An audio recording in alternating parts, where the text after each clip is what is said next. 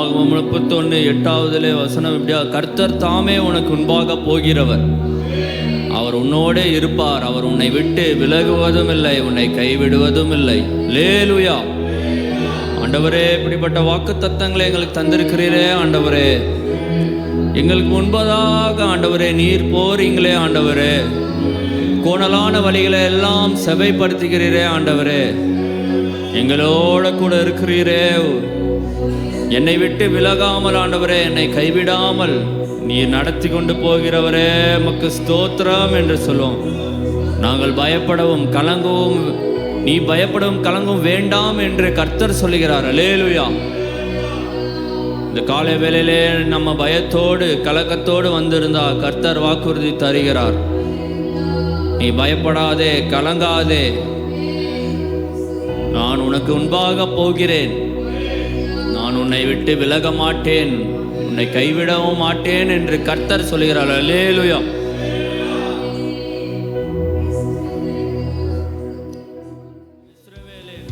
இஸ்ரவேலின் துதிகளில் வாசம் செய்யும் எங்கள் தேவன் நீர் பரிசுத்தரே.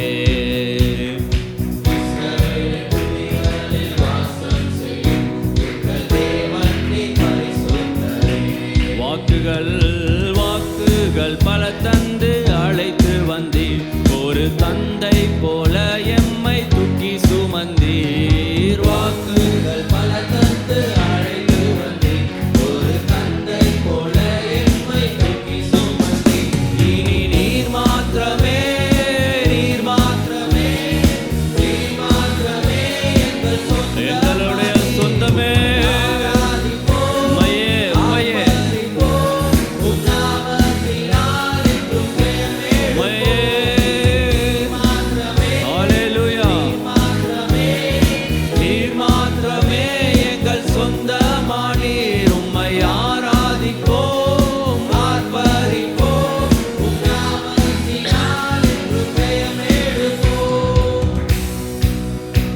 அல்லேலூயா. நம்மளுடைய துதிகளுக்குள் அவர் வாசமாய் இருக்கிறார்.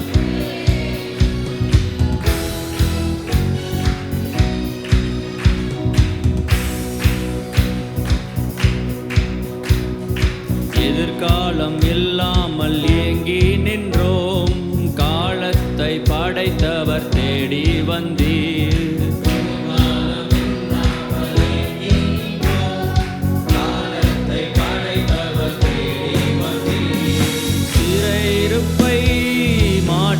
தந்தீர், சிறுமையின் ஜனம் எம்மை உயர்த்தி வைத்தீர்.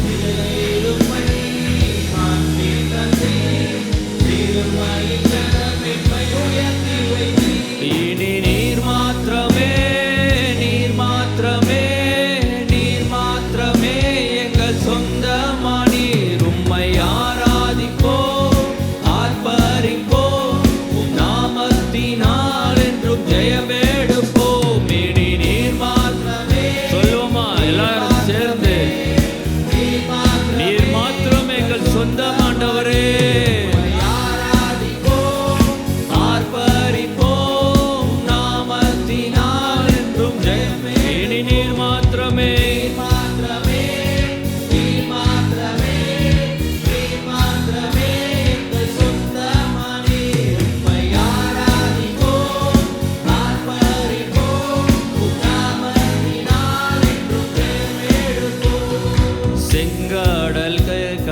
சோர்ந்து போனோம், யோர்தானின் நிலை கண்டு அஞ்சி நின்றோம். யோர்தானின் நிலை கண்டு அஞ்சி நின்றோம். பயப்படாதே, முன் செல்கிறேன் என்று உரைத்து எம்மை நடத்தி வந்தீர். பயப்படாதே, முன் செல்கிறேன் என்று உரைத்து எம்மை நடத்தி வந்தீர். இனி நீர் மாத்திரமே, நீர் மாத்திரமே, நீர் மாத்திரமே. ஆமென். உம்மை ஆராதிப்போம், ஆர்ப்பரிப்போம். உம்மையே ஆண்டவரே. இனி நீர் மாத்திரம், நீங்க மாத்திரம், நீர் மாத்திரமே எங்கள் சொந்த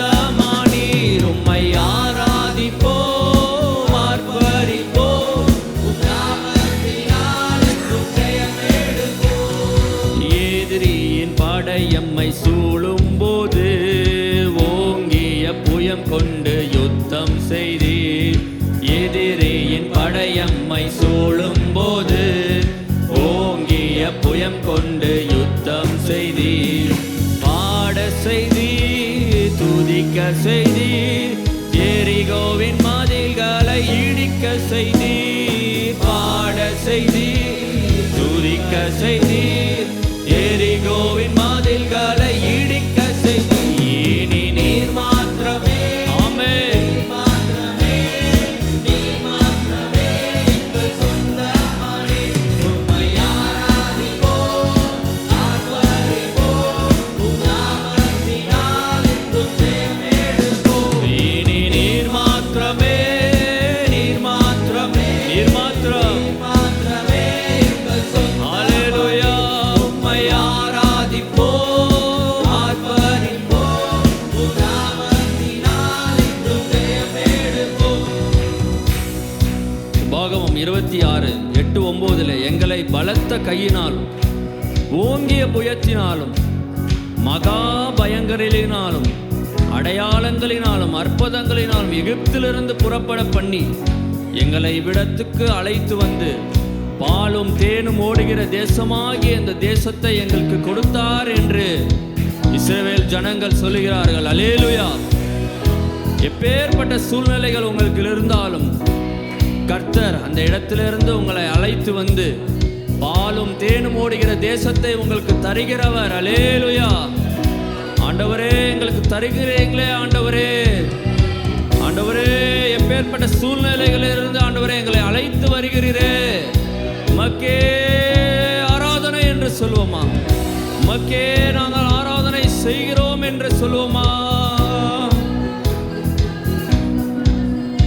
இனி நீர் மாத்திரமே, நீர் மாத்திரமே, நீர் மாத்திரம்,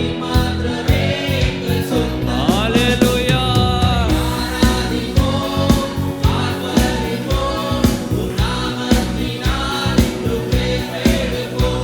நீர் மாத்திரமே, நீர் மாத்திரமே,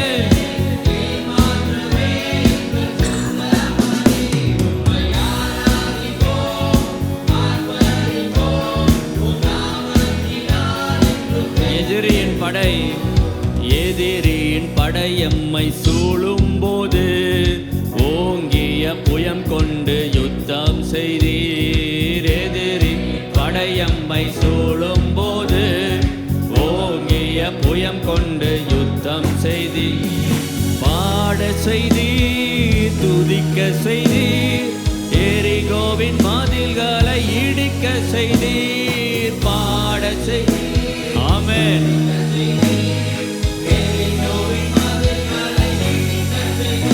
இனி நீர் மாத்திரமே, நீர் மாத்திரமே, நீர் மாத்திரமே எங்கள் சொந்தமானீர். உம்மை ஆராதிப்போம், ஆமென். எல்லாரும் கரங்களை உயர்த்தி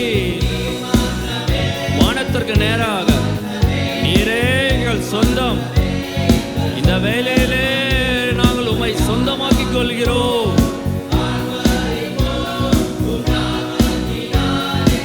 மறுபடியும் பாடுவோமா?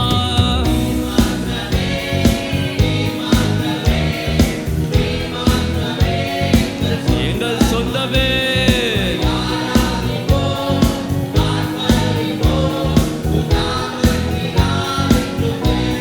மறுபடியும் நீர் மாத்திரமே, நீர் மாத்திரமே, நீர் மாத்திரமே எங்கள் சொந்தமானீர். உம்மை ஆராதிப்போம், ஆமென்.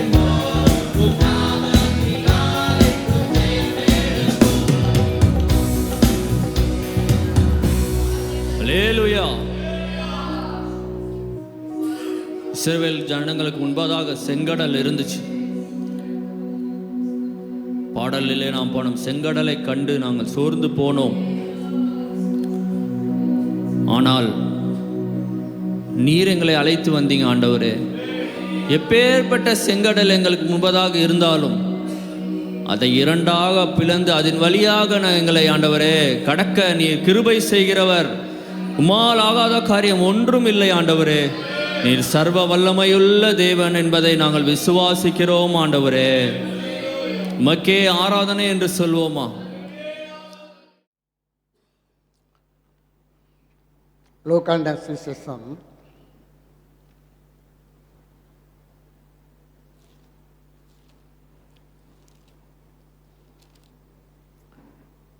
11வது அதிகாரம். லூக்கா 11வது அதிகாரம்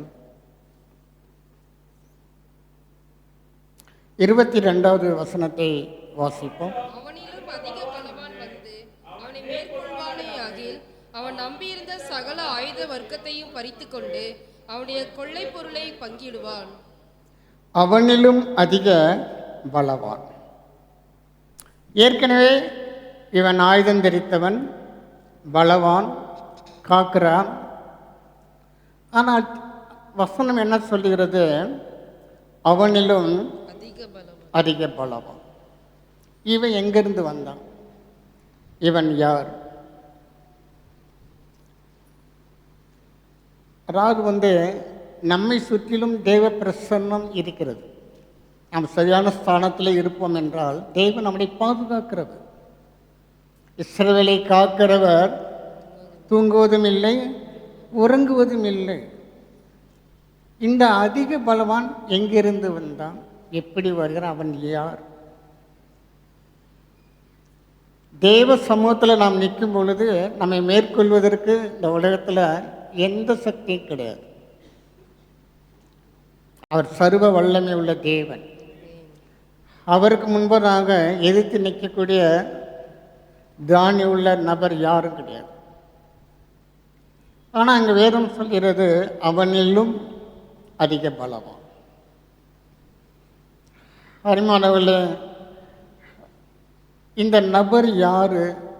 எங்கிருந்து வருவான்? இன்னைக்கு நாம் அதை தான் பார்க்க போகிறோம். நியாயாதிபதிகளின் புஸ்தகம்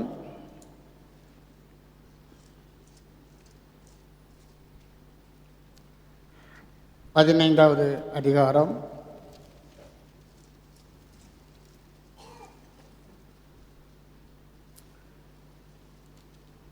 'சிம்சோன் இஸ்ரேல் ஜனங்களை நியாயம் தீர்க்கும்படியாக, ரட்சிக்கும்படியாக தெரிந்து கொள்ளப்பட்ட ஒரு நபர். ஆண்டவர் அவன் பிறப்பதற்கு முன்பதாகவே அவனை குறித்து, அவன் பெற்றோருக்கு அவனை குறித்த காரியங்களை தெளிவாக சொல்லி அவனை இந்த பூமியிலே மனிதனை பிறக்க செய்தான்.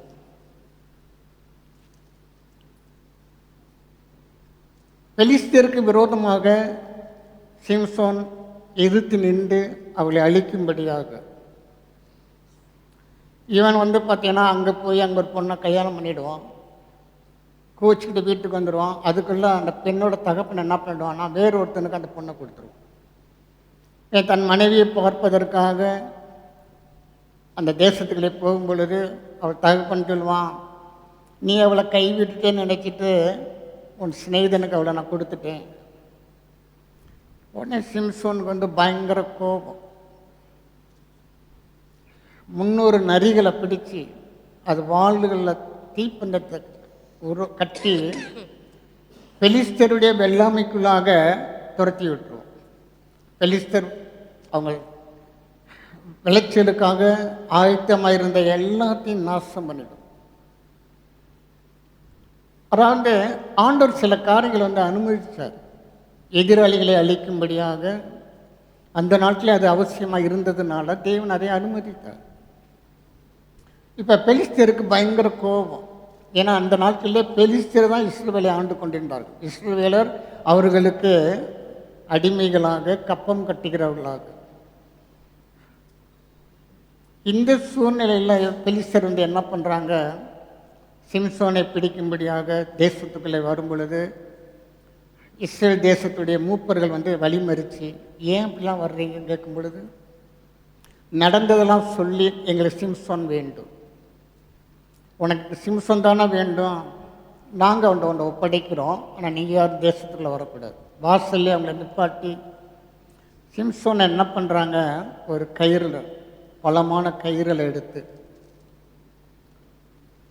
15வது அதிகாரத்தில் 13வது வசனத்தை வாசிப்போம். அதற்கு அவர்கள், நாங்கள் உன்னை இறுக கட்டி அவர்கள் கையில் ஒப்பு கொடுப்போமே அல்லாமல் உன்னை கொன்று போட மாட்டோம் என்று சொல்லி 2 புது கயிறுகளாலே அவனை கட்டி கண்மலையிலிருந்து கொண்டு போனார்கள்.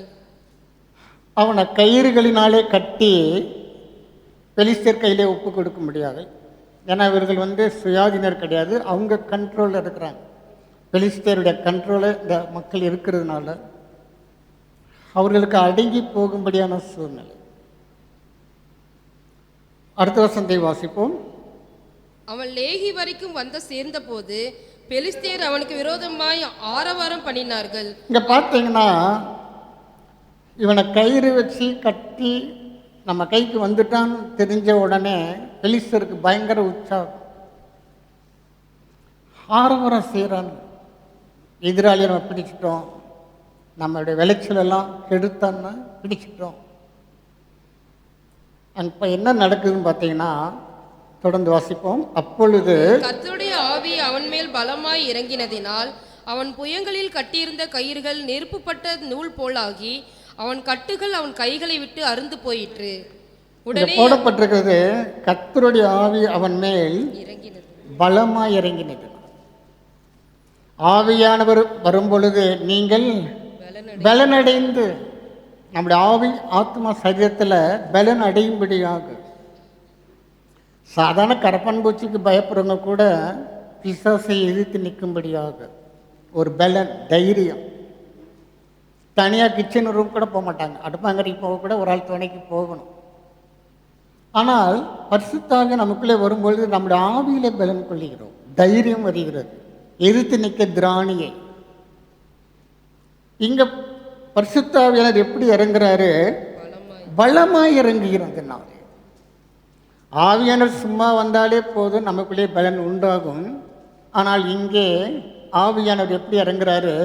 பலமாய் இறங்கியதுனால கயிறெல்லாம் நூலை போல, வேறத்தில் அப்படிதான் சொல்லப்பட்டிருக்குது, நெருப்புப்பட்ட நூல் போல் ஆகி அவன் கட்டுகள் அவன் கைகளை விட்டு அருந்து போய்விட்டது.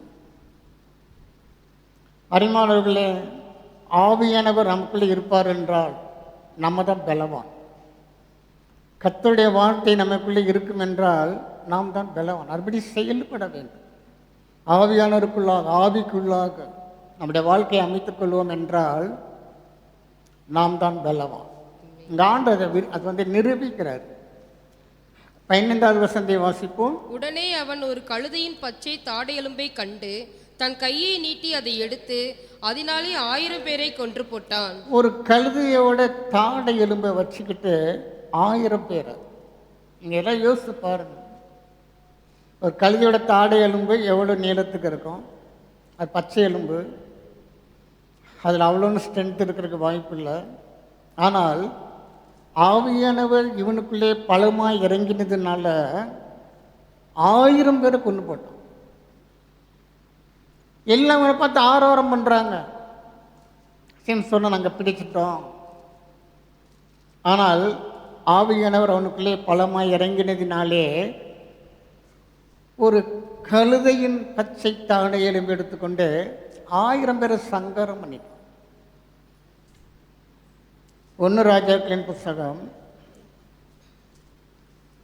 இதில் பார்த்தீங்கன்னா 14வது அதிகாரத்தில் ஒரு சம்பவம் சொல்லப்படுது. இதே நியாயாதிபதிகள் 14வது அதிகாரம் 6வது வசனத்தை வாசிப்போம்.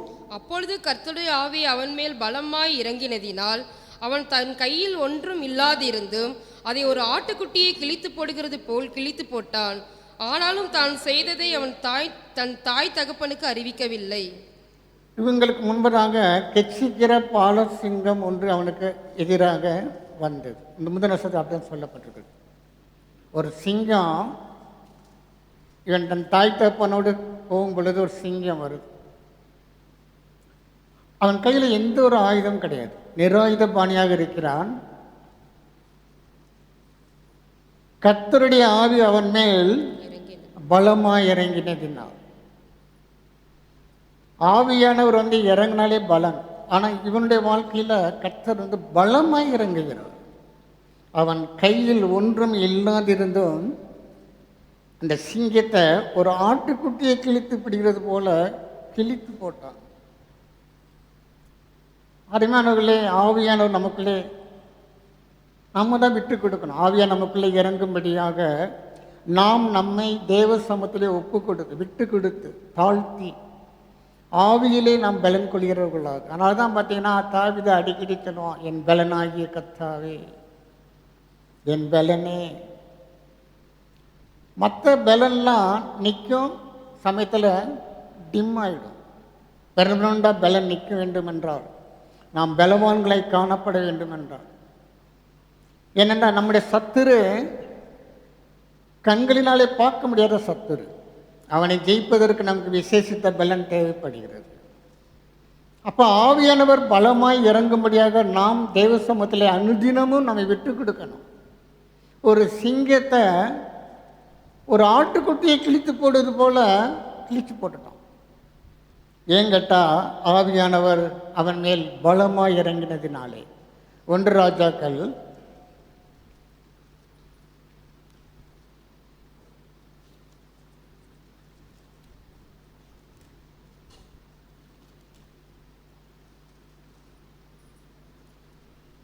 4வது அதிகாரம்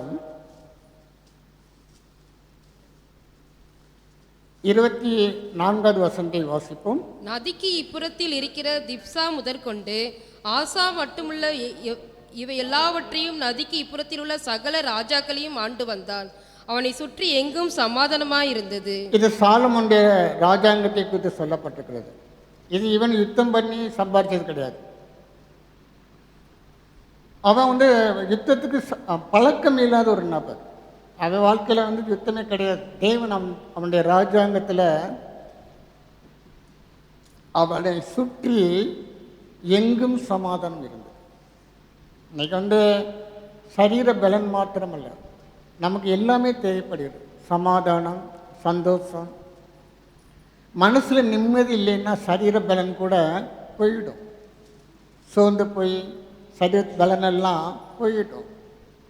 அப்போ இங்கே பார்த்தீங்கன்னா சாலமோனுடைய ராஜ்யத்தில் யாருமே அவனுக்கு எதிராளியாக வராதபடிக்கு தேவன் அங்கே சுற்றிலும் அதில் என்ன போட்டிருக்கிறது, சகல ராஜாக்களையும் ஆண்டு வந்தான், அவனை சுற்றி எங்கும் சமாதானம் இருந்தது.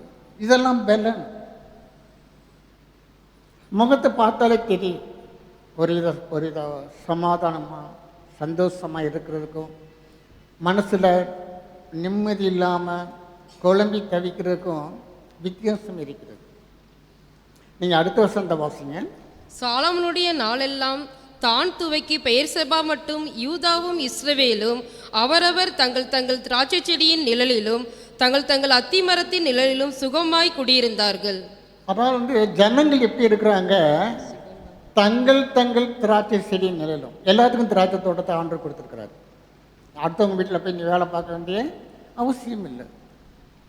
அதே போல் தங்கள் தங்கள் அத்தி மரத்தின் நிழலிலும் நீ அடுத்த வீடு வாசலில் போய் ஒதுங்க வேண்டிய அவசியம் இல்லை. தேவன் அந்த குடிமக்களின் தேவனை அபரிதமாய் ஆசீர்வதிப்பார். அவங்க எப்படி இருக்கிறாங்களா, அத்தி மரத்தின் நிழலிலும் திராட்சை செடியின் நிழலிலும் சுகமாய் குடியிருந்தார்கள். இதெல்லாம் பலன். சரீரத்தில் ஒரு வலிமை இருப்பது மாத்திரமல்ல, நம்முடைய வாழ்க்கையில் சுகமாய் இருப்பதே ஒரு பலன். இதே அதிகாரத்தில்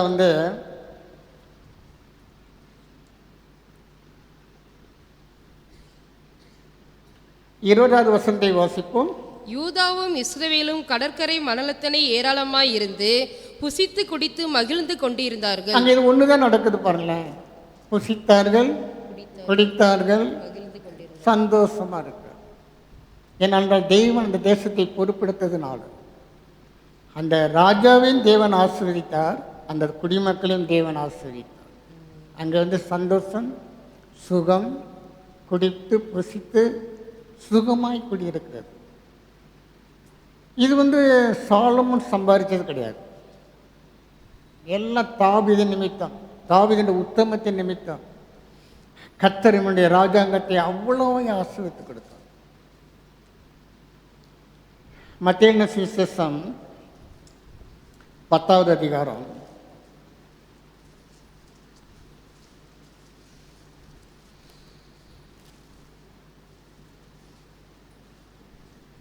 4வது வசனத்தை வாசிப்போம். அவரை காட்டிக் கொடுத்த யூதாஸ் காரியோத்து என்பவைகளே. ஆண்டவர் தன்னுடைய ஒரு 12 பேரை தனக்கு சீசர்களாக தெரிந்து கொண்டார். 12 பேரையும் ஆண்டவர் இங்கே எழுதப்பட்டிருக்கிறது. அந்த 4வது வசனத்தில் கடைசி சொல்லப்பட்டிருக்கிறது, அவரை காட்டி கொடுத்த யூதாஸ் காரியோத்து என்பவைகளே. ஆண்டவர் அவனை சீசராக தெரிந்து கொள்ளும் போதே அவருக்கு தெரியும், இவன் நம்மளை காட்டி கொடுப்பான், அவன் காட்டி கொடுப்பான்னு தெரியுமே. அப்புறம் தேவன் அவனை தெரிந்து கொண்டார். அதாவது ஆண்டவர் பாவிகளுக்கும் இடம் கொடுக்குறார். சபையில் நீங்கள் பார்த்தீங்கன்னா நீதிமான்களும் இருப்பாங்க, அநீதிமான்களும் இருப்பாங்க, பரிசுத்தவான்களும் இருப்பாங்க, அசுத்த வாழ்க்கை உள்ளவர்களும் இருப்பாங்க. வேதத்தில் போடப்பட்டிருக்கு. இயேசு தேவாலயத்தில் உபதேசித்து கொண்டிருக்கும் போது அசுத்த ஆவி பிடித்த மனிதன், அசுத்த ஆவிகள் அவரை பார்த்து நீர் இன்னார் என்று அறிவேன் அப்படின்னு முழக்கமிட்டனர். இந்த அசுத்த ஆவிகள் எங்கே இருந்தது? சபைக்குள்ளே தான் இருந்தது. ஏன் தேவன் அதை அனுமதித்தார்? இது பரிசுத்தர் வாசம் செய்கிற இடத்துல இந்த அநீதிமானுக்கு ஏன் தேவன் இடம் கொடுத்தார்? இந்த அசுத்தமான மனிதர்களுக்கு ஏன் தேவன் இடம் கொடுத்தார்? அவங்க தொடர்ந்து வரணும். ஒருவர் வர்றாரு, அவர் என்ன பண்ணுவார்? இந்த அசுத்தாவிகளை துரத்தி விடுவார். ஆனால் அவங்க சபைக்கு வந்தால் தான் அது நடக்கும். சபைக்கு வரலைன்னா அவங்க நிலைமை இதை விட மோசமாயிடும். கர்த்தர் வாய்ப்புகளை கொடுக்குறாரு. நாம் ரட்சிக்கப்படும்படியாக, நாம் பாவத்தை விட்டு விலகி பரிசுத்தம் அடையும்படியாக கர்த்தர் எல்லாருக்கும் வாய்ப்பு கொடுக்குறார். யூதாஸ் காரியத்துக்கு வாய்ப்பு கொடுக்கப்பட்டது. தெரியும் இயேசுக்கு அவன் காட்டி கொடுப்பான் என்று நன்கு தெரியும். ஆனாலும் தேவன் அவனை தன்னுடைய அப்போஸ்தலரில் ஒருத்தனாக தெரிந்து கொண்டார்.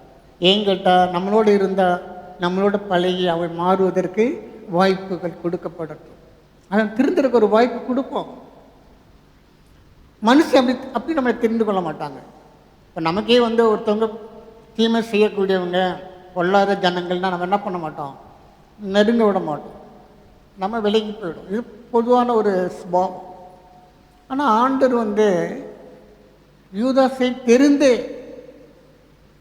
சாலமோனை தேவன் ஆசீர்வதித்தார். சிம்சோனுக்குள்ளாங்க ஆவியானவர் பலமாய் இறங்கினார். அதே போல் யூதாஸுக்கும் வாய்ப்பு இங்கே கொடுக்கப்பட்டது. சரி, இவனுக்கு ஒரு வாய்ப்பு கொடுப்பார். 3 வருஷம் நம்மளோட சுத்தட்டும். பூவோடு சேர்ந்த நாரும் மணக்கும் சொல்கிறாங்களே, இந்த நார் நம்மளோட சேர்ந்துருந்தா கொஞ்சம் மனம் உண்டாகட்டும். அந்த எதிர்பார்ப்போடு தான் தேவன் அவனை ஏற்றுக்கொண்டார். ஆனால் பார்த்தீங்கன்னா, பெலனோன் எப்பொழுது அவனை காட்டிலும் பலவான் வர முடியும் என்று கேட்டால், அந்த கீழ்வடத்திற்கு ஒரு தடவை வாசிப்போம். 11:22, லூக்கா 11:22 வாசிங்க. அவனிலும் அதிக பலவான் வந்து அவனை மேற்கொள்வானே ஆகில், அவனிலும் அதிக பலவான். இந்த அதிக பலமுள்ள இந்த மனுஷன் எங்கேருந்து வரான்னு பார்த்தீங்கன்னா, யோவான் சுவிசேஷம் 13வது அதிகாரம்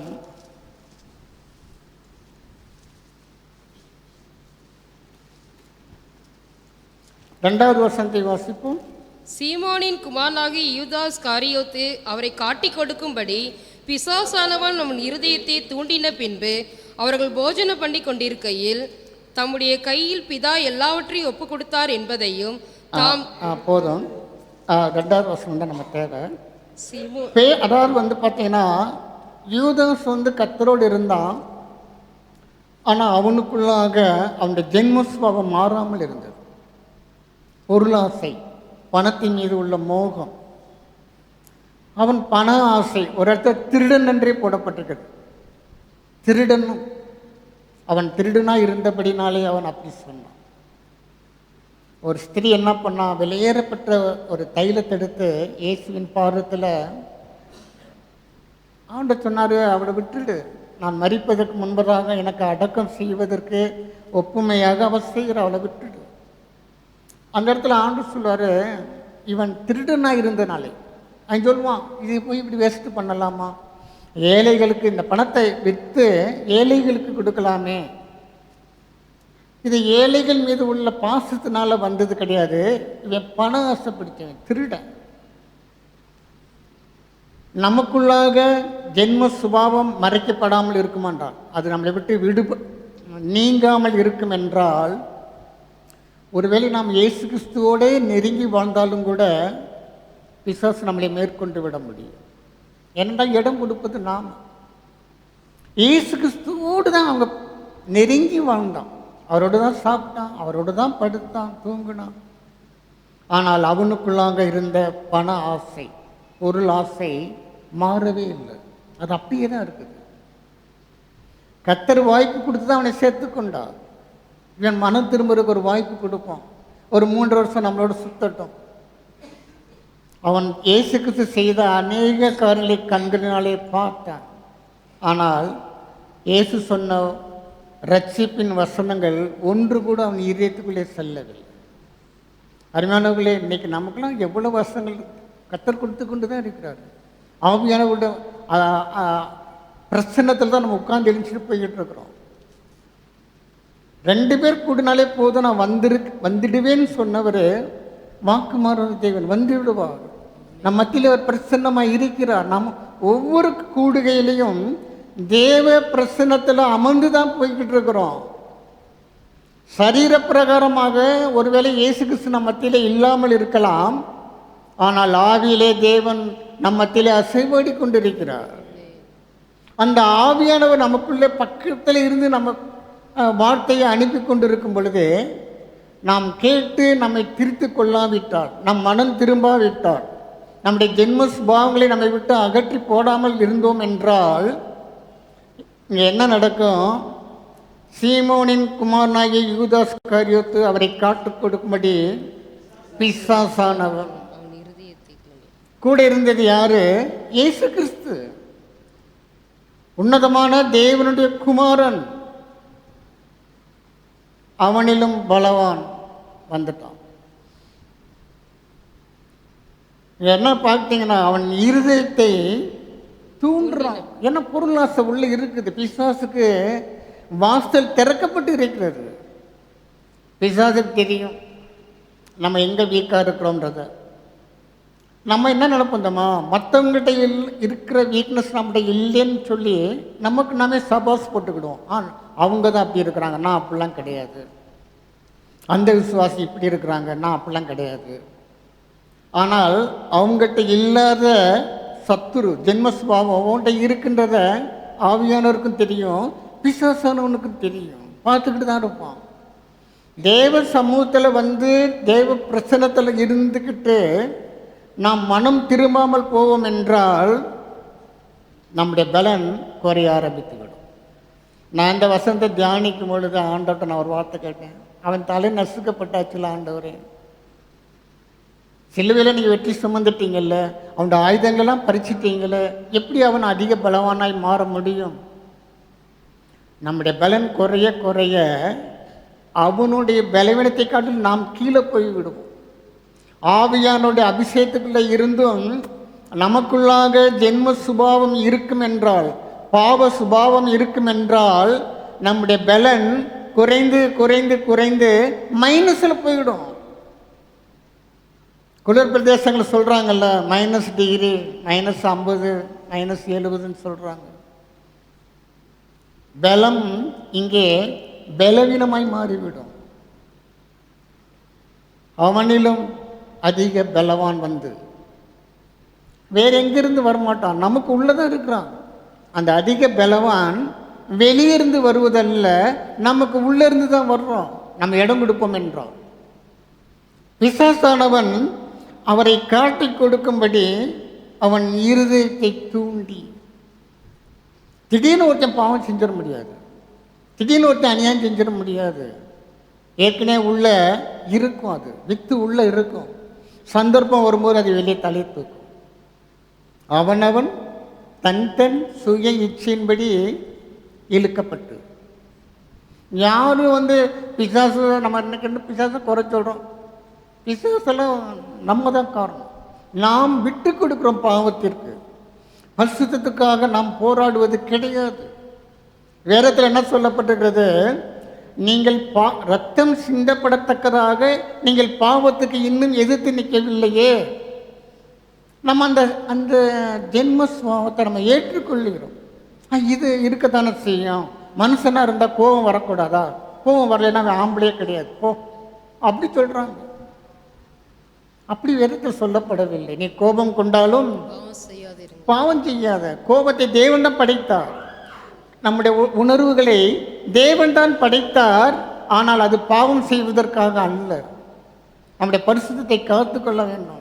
இல்லைன்னா பலன் போய் நாம் என்ன ஆயிடுவோம், பலவீனராய் மாறிடுவோம். பிசாசனை உள்ளே வந்துடுவோம். பிசாசன் என்ன பண்ண உள்ளே உட்காந்துக்கிட்டு அந்த பாவ உணர்வுகளை தூண்டி விட்டுக்கிட்டே இருப்பான். அந்த பாவ உணர்வுகள் நமக்குள்ளே கொழுந்து விட்டு எரியும். அந்த சூழ்நிலையில் இருக்கும் பொழுது, அந்த சந்தர்ப்பம் வழியாக நம்ம போகும் பொழுது அந்த பாவ உணர்வு நம்மளை மேற்கொள்ள ஆரம்பித்து விடும். அது நம்மை காட்டிலும் அதிக பலவானாய் மாறிவிடும். பாவம் நம்மளை மேற்கொள்ள ஆரம்பித்து விடும்.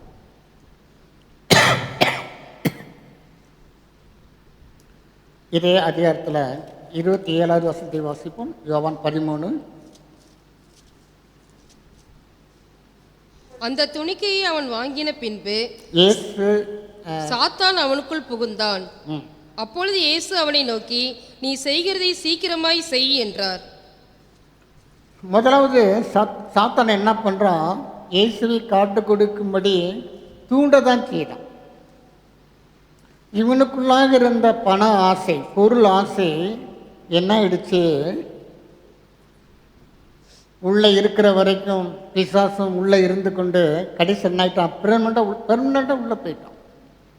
அந்த துணிக்கு அவன் வாங்கின பின்பு சாத்தான் அவனுக்குள் புகுந்தான்.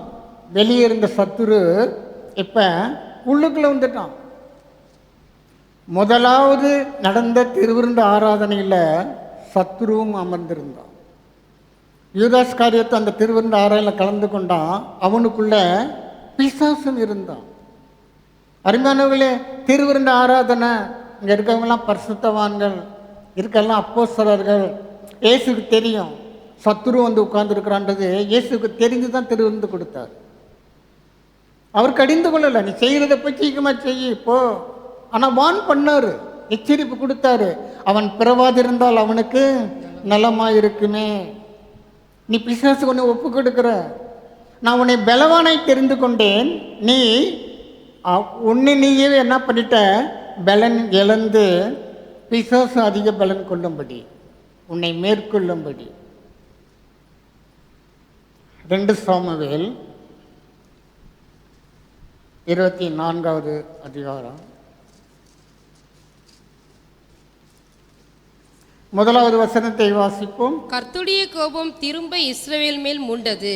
இஸ்ரவேல் யூதா என்பவர்களை லக்கம் பார் என்று அவர்களுக்கு விரோதமாய் சொல்லுகிறதற்கு தாவீது ஏவப்பட்டான். இவனுக்குள்ள பொருளாசை இருந்ததுனால பிசாசு அவனை ஏவினான். ஒரு ஸ்டேஜில் சத்துரு உள்ளே பூந்துட்டான். நம்ம வீட்டில் சத்துரு உட்புகிறான் என்றால் நாம் அனுமதி கொடுக்காமல் நடக்காது. நம்ம இடம் கொடுத்தோம் என்றால் தவிர பிசாசு நமக்குள்ளேயும் பிரவேசிக்க முடியாது, நம்ம குடும்பத்துக்குள்ளேயும் பிரவேசிக்க முடியாது. இங்கே பார்த்தீங்கன்னா கர்த்தருடைய கோபம் திரும்ப இஸ்ரவேல் மேல் மூண்டது. ஜனங்கள் எல்லாம் யுத்தத்தில் தொடர்ந்து ஜெயம், எல்லாம் ஜெயிச்சுக்கிட்டே வர்றாங்க.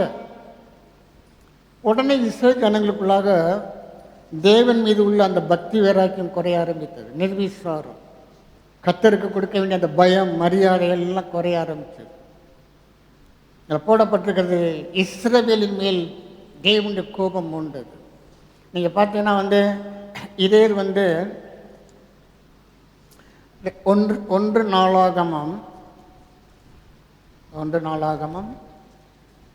21வது அதிகாரம்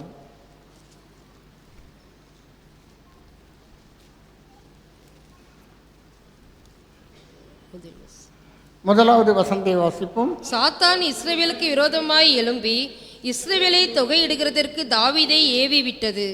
கர்த்தருடைய கோபம் இருந்துச்சுன்னா தேவ பிரச்சனை நம்ம விட்டு போயிடும். இஸ்ரவேல் ஜனங்களே தேவனிடம் அவர் தான் எல்லாத்தையும் ஆசீர்வதித்தார், அவளை உயர்த்தினார். சத்துருக்களுக்கு அவங்க எல்லா யுத்தத்திலும் தேவன் ஜெயம் கொடுத்தார். ஆனால் தாங்கள் வாழ்ந்திருக்கும்போது, சுகமாய் இருக்கும் பொழுது அந்த சுகத்தை கொடுத்த தேவனை மறந்து விட்டார்கள்.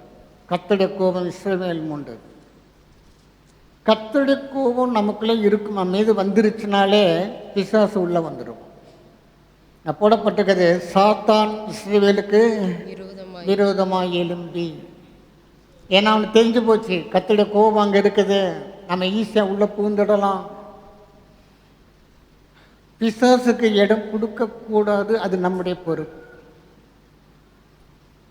பிசாசுக்கு இடம் கொடுத்தோம் என்றால் அவன் என்ன பண்ணிடுவான், நம்மளை மேற்கொண்டு விடுவான். ஒருவேளை நம்ம அபிஷேகத்தில் பலன் கொண்டவர்களாக இருந்தாலும் கூட நம்முடைய பலனை இழந்து நம்மிலும் பலன் உள்ள சத்துருவாக பிசாசு எழும்புவதற்கு நாமே வாய்ப்பு கொடுப்போம். சாத்தான் இஸ்ரவேலுக்கு விரோதமாய் எழும்பி. அருமையானவர்களே, கர்த்தருடைய கோபம் நம்ம மேல் வரக்கூடாது, நம்ம குடும்பத்தில் வரக்கூடாது. கர்த்தருக்கு பிரியமில்லாத எந்த ஒரு காரியத்தையும் செய்யாது இருக்கும்படி நம்மை அர்ப்பணிக்க வேண்டும்.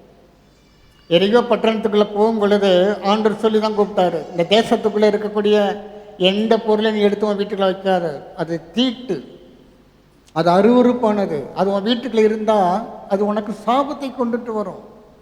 அதனால் நீ என்ன பண்ணக்கூடாது, எந்த ஒரு பொருளையும் எடுத்து உன் வீட்டுக்குள்ளே வைக்கக்கூடாது. ஆனால் அவ்வளோ எச்சரிப்பு கொடுத்தும் கூட ஒரு மனுஷனுக்குள்ளாக சில பொருட்களை பார்த்து அவனுக்கு அந்த பொருளை பார்த்து இச்சித்தான், அது மீது ஆசையை வைத்து என்ன பண்ணிட்டான், தன்னுடைய கூடாரத்தில் போய் பதுக்கி வச்சுட்டான். விளைவு என்னன்னு கேட்டிங்கன்னா, தேவனுடைய கோபம் அங்கே வந்தது. ஆயி பட்டணத்தை பிடிக்க போகும்பொழுது தோற்று முறிந்து ஓடி போனார்கள். கர்த்தர் கைவிட்டு விடுவார். தேவ சமூகத்தில் நம்மை பரிசுத்தத்தை காத்து கொள்ள வேண்டும். நம்ம வீட்டுக்குள்ளே தேவனுக்கு பிரியமில்லாத எந்த பொருளும் இருக்கக்கூடாது, எந்த காரியமும் இருக்கக்கூடாது. தேவனுக்கு பிரியமில்லாத எந்த ஒரு காரியம், அசுத்தமானது, அருவருப்பானது, குறுக்கு வழியில் சம்பாதிச்சது, திருடுனது, அபகரித்தது எல்லாம் தேவனுக்கு அருவருப்பு. அந்த இடத்துல நம்ம என்னதான் ஜெபிக்கிறவர்களாக இருந்தாலும் கூட தேவன் நம்ம இடத்துல இருக்க மாட்டார். தாவீதுக்கு மிச்சமாக ஆராதனை செய்யக்கூடியவங்க நம்ம யாருமே இருக்க முடியாது. அவன் தாவீதை பொறுத்த மட்டும் நாடி நிரம்பெல்லாம் தேவனை துதிக்கிற துதினாலே நிரம்பி இருந்தது. ஆனால் அவனுக்குள்ளேயே கூட தேவனுடைய கோபம் வர்ற அளவுக்கு அங்கே பாவம் பிரவேசித்தது.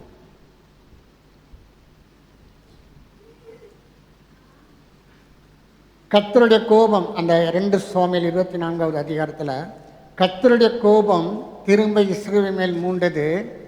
இஸ்ரவேல் யூதா என்பவர்களே இலக்கம் பார் என்று அவர்களுக்கு விரோதமாய் சொல்லுகிறதற்கு தாவீது ஏவப்பட்டான்.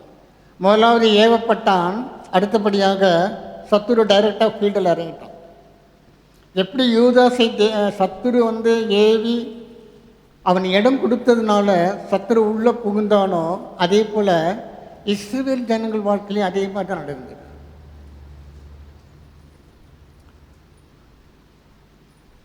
ஒன்று ராஜாக்கள்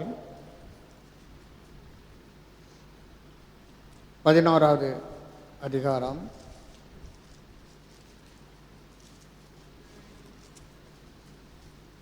1வது வசனத்தை வாசிப்போம்.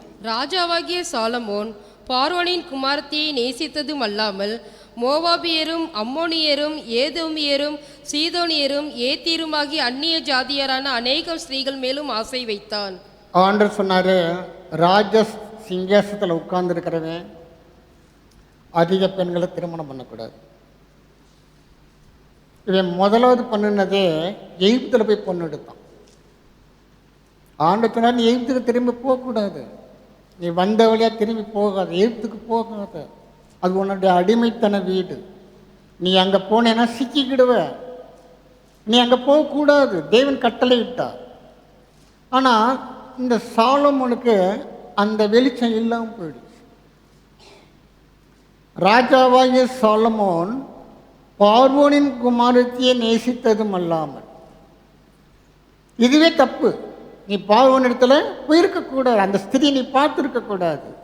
ஆனால் என்ன பண்ணிட்டான், மோவாபியர், அம்மோனியர், ஏதோமியர், சீதோனியர், ஏத்தியர், இவங்களெல்லாம் ஆண்டவர் அவங்களோட நீ கலவாத, அவங்களோட பெண் கொள்ளாத, பெண் எடுக்காத. ஏன்னா நீ போனேன்னா உன்னுடைய வாழ்க்கை வீணாக போய்விடும். போகாத. அந்த 2வது வசனத்தை கடைசி பகுதியை வாசிங்க. சாலமோன் முதலாவது ஆசை வைத்தான் போட்டிருந்தது. அடுத்தபடியாக ஐக்கியமாயிட்டான். இன்னும் நெருங்கி போகிறான். தேவனுக்கு பிரியமில்லாத காரியங்கள். 3வது வசனத்தை வாசிப்போம். அவனுக்கு பிரபுக்கள் குலமான 700 மனையாட்டிகளும் 300 மறுமனையாட்டிகளும் இருந்தார்கள். அவனுடைய ஸ்திரீகள் அவன் இருதயத்தை வழுவி போக பண்ணினார்கள். அவன் இருதயத்தை தேவனை விட்டு விலகி போகும்படியாக. தேவ பிரசன்னத்தில் இருக்கிற வரைக்கும் தான் பலன். ஆவியான பலமாய் வந்து இறங்குவார். ஆனால் தேவனுக்கு விரோதமான காரியங்கள் நாம் செய்வோம் என்றால், பாவத்தின் மீது மோகம் கொள்வோம் என்றால், தேவனுக்கு பிரியமில்லாத காரியங்களும் செய்வோம் என்றால் நம்முடைய பலன் குறைய ஆரம்பித்துவிடும். ஜாக்கிரதையாக நம்முடைய ஆவிக்குரிய வாழ்க்கையில் கவனமாக இருக்க வேண்டியது அவசியமாக இருக்கிறது. நான் கர்த்தர் ஆசீர்வதித்துட்டார்ல, சிங்காசனமே எனக்கு வந்துருச்சு, தேசமே இப்போ ஒரு சமாதானமாக இருக்குது, எல்லாம் சுகமாக இருக்கிறாங்க அப்படின்னு சொல்லி இவன் என்ன பண்ணிட்டான்? தேவனுக்கு பிரியமில்லாத காரியங்கள் மீது தன் கண்களை அப்படியே பார்க்குறான். அந்த அந்த ஜனங்களை தேவன் நிராகரித்த ஒரு கூட்டம். அந்த பக்கம்லாம் நீ போகக்கூடாது. ஆனால் இங்கே பார்த்தீங்கன்னா அவனுடைய ஸ்திரீகள் அவன் இருதயத்தை வழுவி போக பண்ணினார்கள். 4வது வசனத்தை பிற்பகுதியை வாசிங்க. தன் தேவனாய கர்த்தரோடு உத்தமமாய் இருக்கவில்லை. கொஞ்சம் கொஞ்சமாக இருதயம் விலகி போகிறது. 5வது வசனம். சாலமோன் சீதோனியரின் தேவியாகிய அஸ்தரோத்தையும் அம்மோனியரின் அருவருப்பாகிய மில்கோமையும் பின்பற்றினான். அருவருப்புனே வேதத்தில் சொல்லப்பட்டது. அம்மோனியரின் அருவருப்பு. இந்த ராஜாங்கத்தை கொடுத்தது கர்த்தர், இந்த ஐஸ்வர்யத்தை கொடுத்தது கர்த்தர், இந்த ஞானத்தை கொடுத்தது கர்த்தர். ஆனால் அதெல்லாம் மறந்துட்டு இவன் என்ன பண்ணுறான்?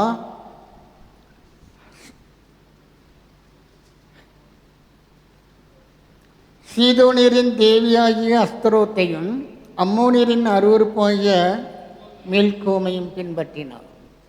அவனிலும் அதிக பலவான் வந்து அவனை மேற்கொள்வானே ஆகில். நாம் இடம் கொடுப்போம் என்றால், நாம் இச்சைகளுக்கு இடம் கொடுப்போம் என்றால், தேவனுடைய வார்த்தைக்கு நம்ம சரியாக கீழ்ப்படியாமல் நாம் மனம் போல் வாழ்வோம் என்றால், ஒருவேளை நம் சபையில் இருக்கலாம், ஆராதனையில் இருக்கலாம், அபிஷேகத்தில் இருக்கலாம், ஆனால் சத்துரு நம்மளை மேற்கொள்வதற்கு 100க்கு 100% வாய்ப்புகள் இருக்கிறது. யூதாஸ் எங்கே இருந்தான்? இயேசு கிறிஸ்து கூட தான் இருந்தான். அவரோடே வாழ்ந்தும் கூட அவனுக்குள்ளாக இருந்த பண ஆசை அவனை விட்டு போகவில்லை. தாவீது தன் குமாரனாய் சாலமோன் சொல்லுவான், எப்பா நம்ம கர்த்தர் வந்து ரொம்ப கராறு பெருவழி, நீ ஒழுங்காக இருந்தேன்னா சிங்காசனம் நிற்கும், இல்லைன்னா ஒரு சிங்காசனம் அவனை விட்டு பிடுங்கப்படும் சொல்லி எச்சரிப்பு கொடுத்து தான் அவனை ராஜாவாக்குவான். நீங்கள் எல்லாம் படித்து பாருங்கள். ஆண்டவரும் அவனை அப்படி தான் எச்சரிப்பு கொடுப்பார். நீ உன் தகப்பனாகிய தாவீதை போல எனக்கு முன்பதாக உத்தமனாயிரு. நம்முடைய இருதயம் தேவனோடு சரியாக இருக்க வேண்டும். அதாவது பாவ இச்சைகளை வெறுத்து ஒதுக்குற இருதயம் நமக்கு அவசியமாக இருக்கிறது. இதில் என்ன தப்பு இருக்குது? இதில் என்ன தப்பு இருக்குது? இந்த உலகத்தில் இதில் வாழ்கிறது தானே வாழ்க்கை. இந்த வயசில் அனுபவிக்காமல் எந்த வயசில் அனுபவிக்கிறது? தேவன் அனுபவிப்பதற்கு சகல விருட்சங்களையும் கொடுத்தார், ஆனால் விளக்குவதற்கு ஒரு மரத்து பழத்தையும் வச்சுருந்தார். எல்லாத்தையும் உனக்கு தான் இருக்குது. ஆனால் மனுஷனுக்கு எல்லா பழத்தையும் சாப்பிட்டு அடைகிற திருப்தியை காட்டிலும் அந்த ஒரு குறிப்பிட்ட பழத்தின் மீது தான் மோகம் அதிகமாக இருந்தது. இன்றைக்கும் கூட நம்முடைய மனிதருடைய வாழ்க்கையில் தேவன் எதெல்லாம் செய்யக்கூடாதுன்னு சொல்கிறாரோ அது மீது தான் ரொம்ப ஆசை. மது குடியை கெடுக்கும் அப்படின்னு போட்டிருக்கிறான் வாசலில். முன்னாடி சிகரெட்டில் போட்டிருப்பாங்க, smoking is injurious to your health, புகை பிடிக்காதீங்க. அது உங்கள் சரீரத்தை கொன்னுடும். அதை பார்த்துட்டு தான் ஸ்மோக் பண்ணுறான். அவனும் படிக்காமல் இல்லை, அதை பார்த்துக்கிட்டே தான் ஸ்மோக் பண்ணுறான், குடிக்கிறான். நீங்கள் பார்த்தீங்கன்னா அந்த டாஸ்மாக் ஹாஸ்டலில் அந்த பாட்டை அப்படி தூக்கி போட்டு அதை பிடிச்சி ஒரு கிஸ் பண்ணிவிட்டு அப்படி நெஞ்சோடு அணைச்சி வச்சுக்கிட்டு அது அவனை சாகடிச்சுக்கிட்டு இருக்குது. அறிவு இல்லை. நம்ம இதெல்லாம் பார்க்குறோம். இதெல்லாம் பார்த்து நம்ம எச்சரிப்பு அடைய வேண்டும். ஒருவேளை நாம் டாஸ்மாக் கடைக்கு போகாதவர்களாக இருக்கலாம், ஆனால் வேறே ஒரு கண்ணிலே நாம் சிக்கியிருப்பதற்கு வாய்ப்புகள் இருக்கிறது. ஒருவேளை இந்த குறிப்பிட்ட காரியம், இந்த பக்கத்து வீட்டுக்காரியான மாதிரி நான் இல்லைங்க, அவன் என்ன அப்படி, நானும் அப்படிலாம் கிடையாது, நல்லது. ஆனால் அவனிடத்தில் இல்லாத ஏதோ ஒரு துர்குணம் நம்மிடத்தில் ஒரு ஓரமாக உட்கார்ந்துருக்கும். சபையில் ஆவியானுடைய அபிஷேகத்தில் இருந்தும் நாம் பாவத்துக்கு இடம் கொடுப்பதற்கு வாய்ப்புகள் இருக்கிறது. யூதாச மனசில் வச்சுக்கோங்க. நம்முடைய பலன் நீங்கி அதிக பலவான் நம்மளை மேற்கொள்வதற்கு வாய்ப்புகள் இருக்கிறது. அருமையானவர்களே, சத்துரு என்ன பண்ணுவோம்மா, நம்மை பாவம் செய்ய வைத்து அது முழுமை அடைய வரைக்கும் நம்மளை விட்டு போக மாட்டோம். பாவம் செய்ய வைக்கணும். நம்மளை முதலாவது பாவம் செய்ய ஏவினான், காட்டி கொடுக்கும்படி தூண்டினான். முதல்ல அதை செய்வோம் நாம் இடம் கொடுக்கும் பொழுது. அடுத்தபடியாக என்ன நடக்கும்னா, பாவத்தை செய்ய வைப்பான். அது முழுமை அடைகிற வரைக்கும் நம்மளை விட்டு போகவே மாட்டோம். நமக்கு தெரியாது, அதான் பரிதாபம். அது தெரியாமல் நம்ம நாமே அந்த பாவத்தில் முழுகிடுவோம். எப்போ நம்ம அறிவு வரும்? மத்தேயு சுவிசேஷம் 27வது அதிகாரம்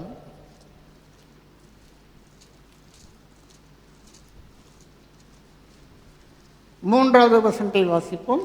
அப்பொழுது அவரை காட்டிக் கொடுத்த யூதாஸ் அவர் மரண ஆக்கினைக்குள்ளாக தீர்க்கப்பட்டதை கண்டு மனஸ்தாபப்பட்டு. உங்களுக்கு எப்போ மனஸ்தாபம் வருது? எல்லாம் முடிஞ்ச பிறகு. ஆண்டவர் வான் பண்றார். ஆரம்பத்தில் சொல்றார், உங்களில் ஒருவன் என்னை காட்டி கொடுப்பான். திருவண்ட ஆறாறு நடக்குது, இவன் அங்கே தான் உட்கார்ந்துருக்கிறான். ஒருவன் என்னை காட்டி கொடுப்பான். சீசர்லாம் கேட்குறாங்க, ஆண்டவரே நானோ? இவனும் கேட்பான், நானோ? அவனுக்கு அந்த உணர்வே இல்லை. பாருங்களேன், நம்ம தான் அந்த நபருன்றத அவனுக்கு உணர்வே கிடையாது. அவனுக்கு எப்போ அந்த அறிவு வருதுன்னு கேட்டால் எல்லாம் முடிஞ்ச பிறகு. இதில் போடப்பட்டிருக்குது, அவரை காட்டி கொடுத்த யூதாஸ் அவர் மரண ஆக்கினைக்குள்ளாக தீர்க்கப்பட்டதை. இனி ஒன்றும் பண்ண முடியாதுன்னு போது பிசாசு நம்மளை விட்டு போயிடும். எல்லாம் வந்த வேலை முடிஞ்சிருச்சு, அவ்வளோதான். அவர் மரண ஆக்கினைக்குள்ளாக தீர்க்கப்பட்டதை கண்டு மனஸ்தாபப்பட்டு. இப்போ மனஸ்தாபப்பட்டு என்ன பிரயோஜனம்? எல்லாம் முடிஞ்சு போச்சு. இப்போ நம்ம வருத்தப்படுறதுனால இன்னைக்கு நம்ம என்ன பண்ணுறோம்மா, பாவத்துக்கு இடம் கொடுத்துறோம்.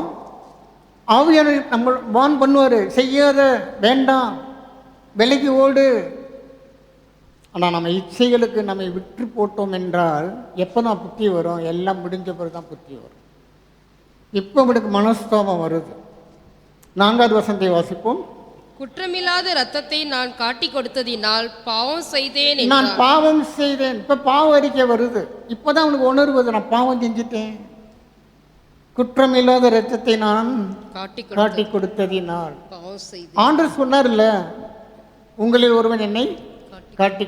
அப்போ அந்த வார்த்தையானது கிரியை செய்ய முடியாதபடிக்கு பொருளாசை, பண ஆசை உள்ள டாமினேட் பண்ணிக்கிட்டு, அவனை ஆட்சி பண்ணிக்கிட்டு இருக்குது, ஆளே செய்யுது.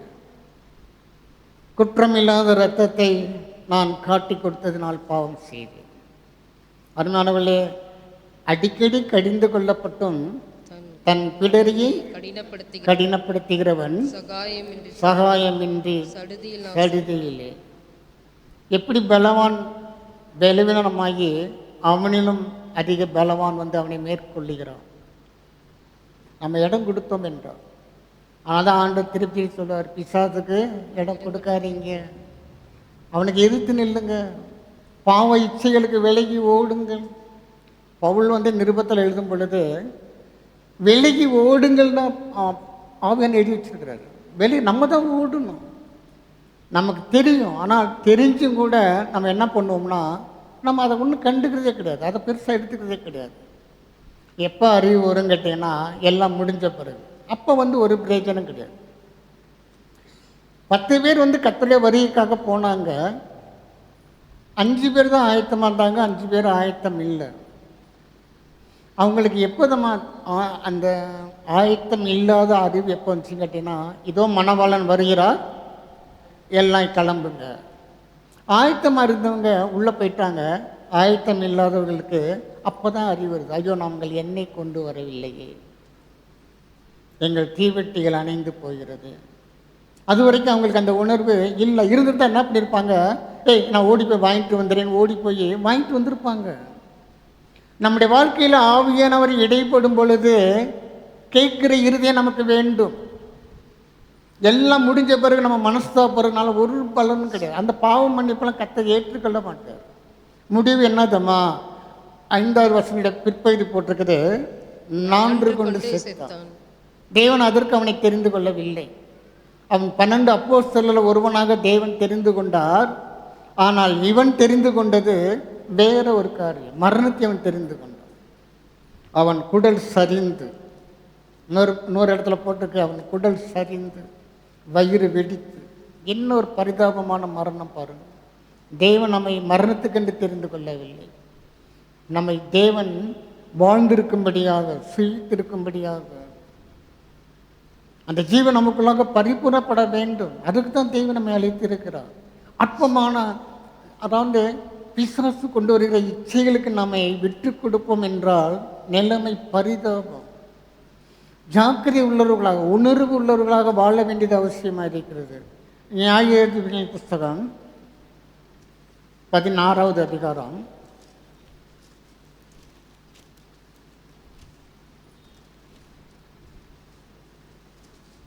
19வது வசனத்தை வாசிப்போம். அவள் அவனை தன் மடியிலே நித்திரை செய்ய பண்ணி ஒருவனை அழைத்து அவன் தலைமயிரின் 7 ஜடைகளையும் சிறைப்பித்து அவனை சிறுமைப்படுத்த தொடங்கினாள். அவன் பலம் அவனை விட்டு நீங்கிற்று. இவன் இருக்க வேண்டிய இடம் இன்னொரு ஸ்திரீயின் மடியில் அல்ல. இவன் சம்பந்தம் இல்லாமல் இருக்கக்கூடாத இடத்துல, படுக்கக்கூடாத இடத்துல படுத்து இருந்ததுனால இவனுக்குள்ள இருந்தது பலன். உண்மைதான், ஆவியான பலமாக இறங்கினது உண்மைதான்.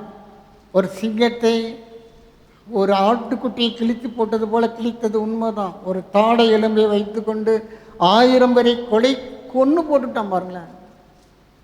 அந்த பலன் இருந்தது உண்மைதான். இப்போ அந்த பலன் எங்கே போயிடுச்சு? இருக்கக்கூடாத இடத்துல இருப்போம் என்றால், படுக்கக்கூடாத இடத்துல படுப்போம் என்றால் வேதம் என்ன சொல்லுது?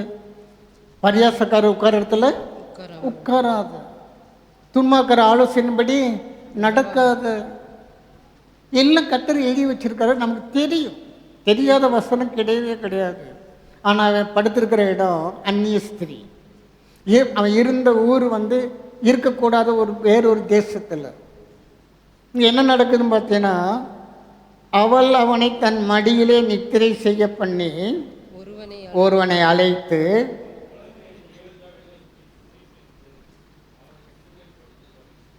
எப்போ நம்முடைய பலன் மாறி அதிக பலவன் நம்ம மேற்கொள்கிறான், அந்த இதை நீங்கள் புரிந்து கொள்ள வேண்டும். இருக்க வேண்டிய இடத்துல இருந்தால் அந்த பிரச்சனை வருமா? உனக்கு ஆண்டு சொன்னார். இதே இந்த நியாயாதிபதிகள் 13வது அதிகாரம் 5வது வசனத்தை வாசிப்போம். நீ கர்ப்பம் தரித்து ஒரு குமாரனை பெறுவாய். அவன் தலையின் மேல் சவரன் கத்தி படல் ஆகாது. அவன் தலையின் மேல் சவர கத்தி படக்கூடாது. பிறப்பதற்கு முன்பதாகவே எச்சரிப்பு கொடுக்கப்பட்டாச்சு. இங்கே பார்த்தோன்னா முடி வளர்ந்து வளர்ந்து வளர்ந்து 7 சடப்புன்ற அளவுக்கு. நம்ம பொம்பளை பிள்ளைங்களாம் 2 சடை போட்டாலே கொஞ்சம் பெருமை வந்துடும். 2 சடை, அப்பா அவ்வளோ முடியா அவங்களுக்கு. இவனுக்கு 7 சடை பாருங்களேன். அப்படி ஆனால் பலன் அங்கே தான் இருந்தது. இங்கே என்ன போடப்பட்டிருக்குது? சவரன் கத்தியில் தலைப்பட்ட உடனே அவன் பலன் சிறுமைப்பட ஆரம்பித்து விட்டான். அவனிலும் அதிக பலவான் எங்கிருந்து வருகிறான்? நமக்குள்ளேருந்து தான் வர்றான். நம்ம இடம் கொடுப்போம் என்றான். நாம் பலவான இருக்கிறோம், கர்த்தர் அதுக்காக அழைத்திருக்கிறார். ஆயுதம் தரித்தவர்களாக இருக்கிறோம், நாம் காக்கிறோம்.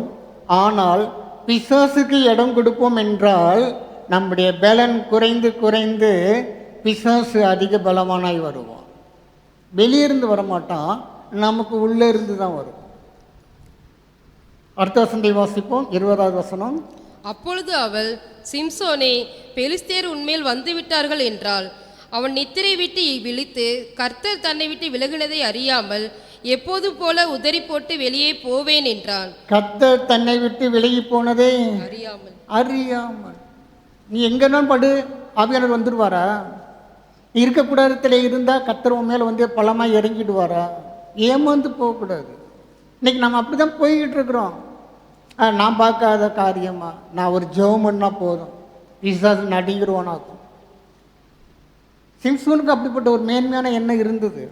என்னுடைய பலன் என்ன, என்னுடைய காரியம் என்ன, ஒரே ஒரு எலும்பை வச்சு 1000 பேரை கொன்றவனாக்கும் நான். அவன் சொல்கிறான், கர்த்தர் தன்னை விட்டு விலகினதை அறியாமல் எப்போதும் போல உதறி போட்டு வெளியே போவேன். போனானாவே பிசாசு விட மாட்டான். அவன் வந்த வேலையை முடிக்காமல் பிசாசு போகவே மாட்டான். யூதாஸுக்கு எப்போ அறிவு வந்துச்சு? குற்றமில்லாத இரத்தத்தை நான் காட்டி கொடுத்ததுனாலே பாவம் செய்தேன். இயேசு கிறிஸ்துவ மரணாக்கினைக்குள்ளாக தீர்க்கப்பட்டதை கண்டு மனம் வருந்தி. இப்போ மனம் வருந்ததுனால ஒரு நன்மையும் கிடையாது. நான் பாவம் செஞ்சிட்டேன்னு சொல்லி பாவம் அறிக்கை பண்ணுறதுனாலையும் ஒரு பிரயோஜனம் கிடையாது. ஏற்கனவே ஆண்டவர் எச்சரிப்பு கொடுத்துட்டு தானே இருந்தார். ஏன் அப்போல்லாம் வந்து உணர்வு இல்லாமல் போயிடுச்சு? அந்த அளவுக்கு நாம் பிசாசுக்கு இடம் கொடுத்ததுனால. 2 சாமுவேல் 24வது அதிகாரம்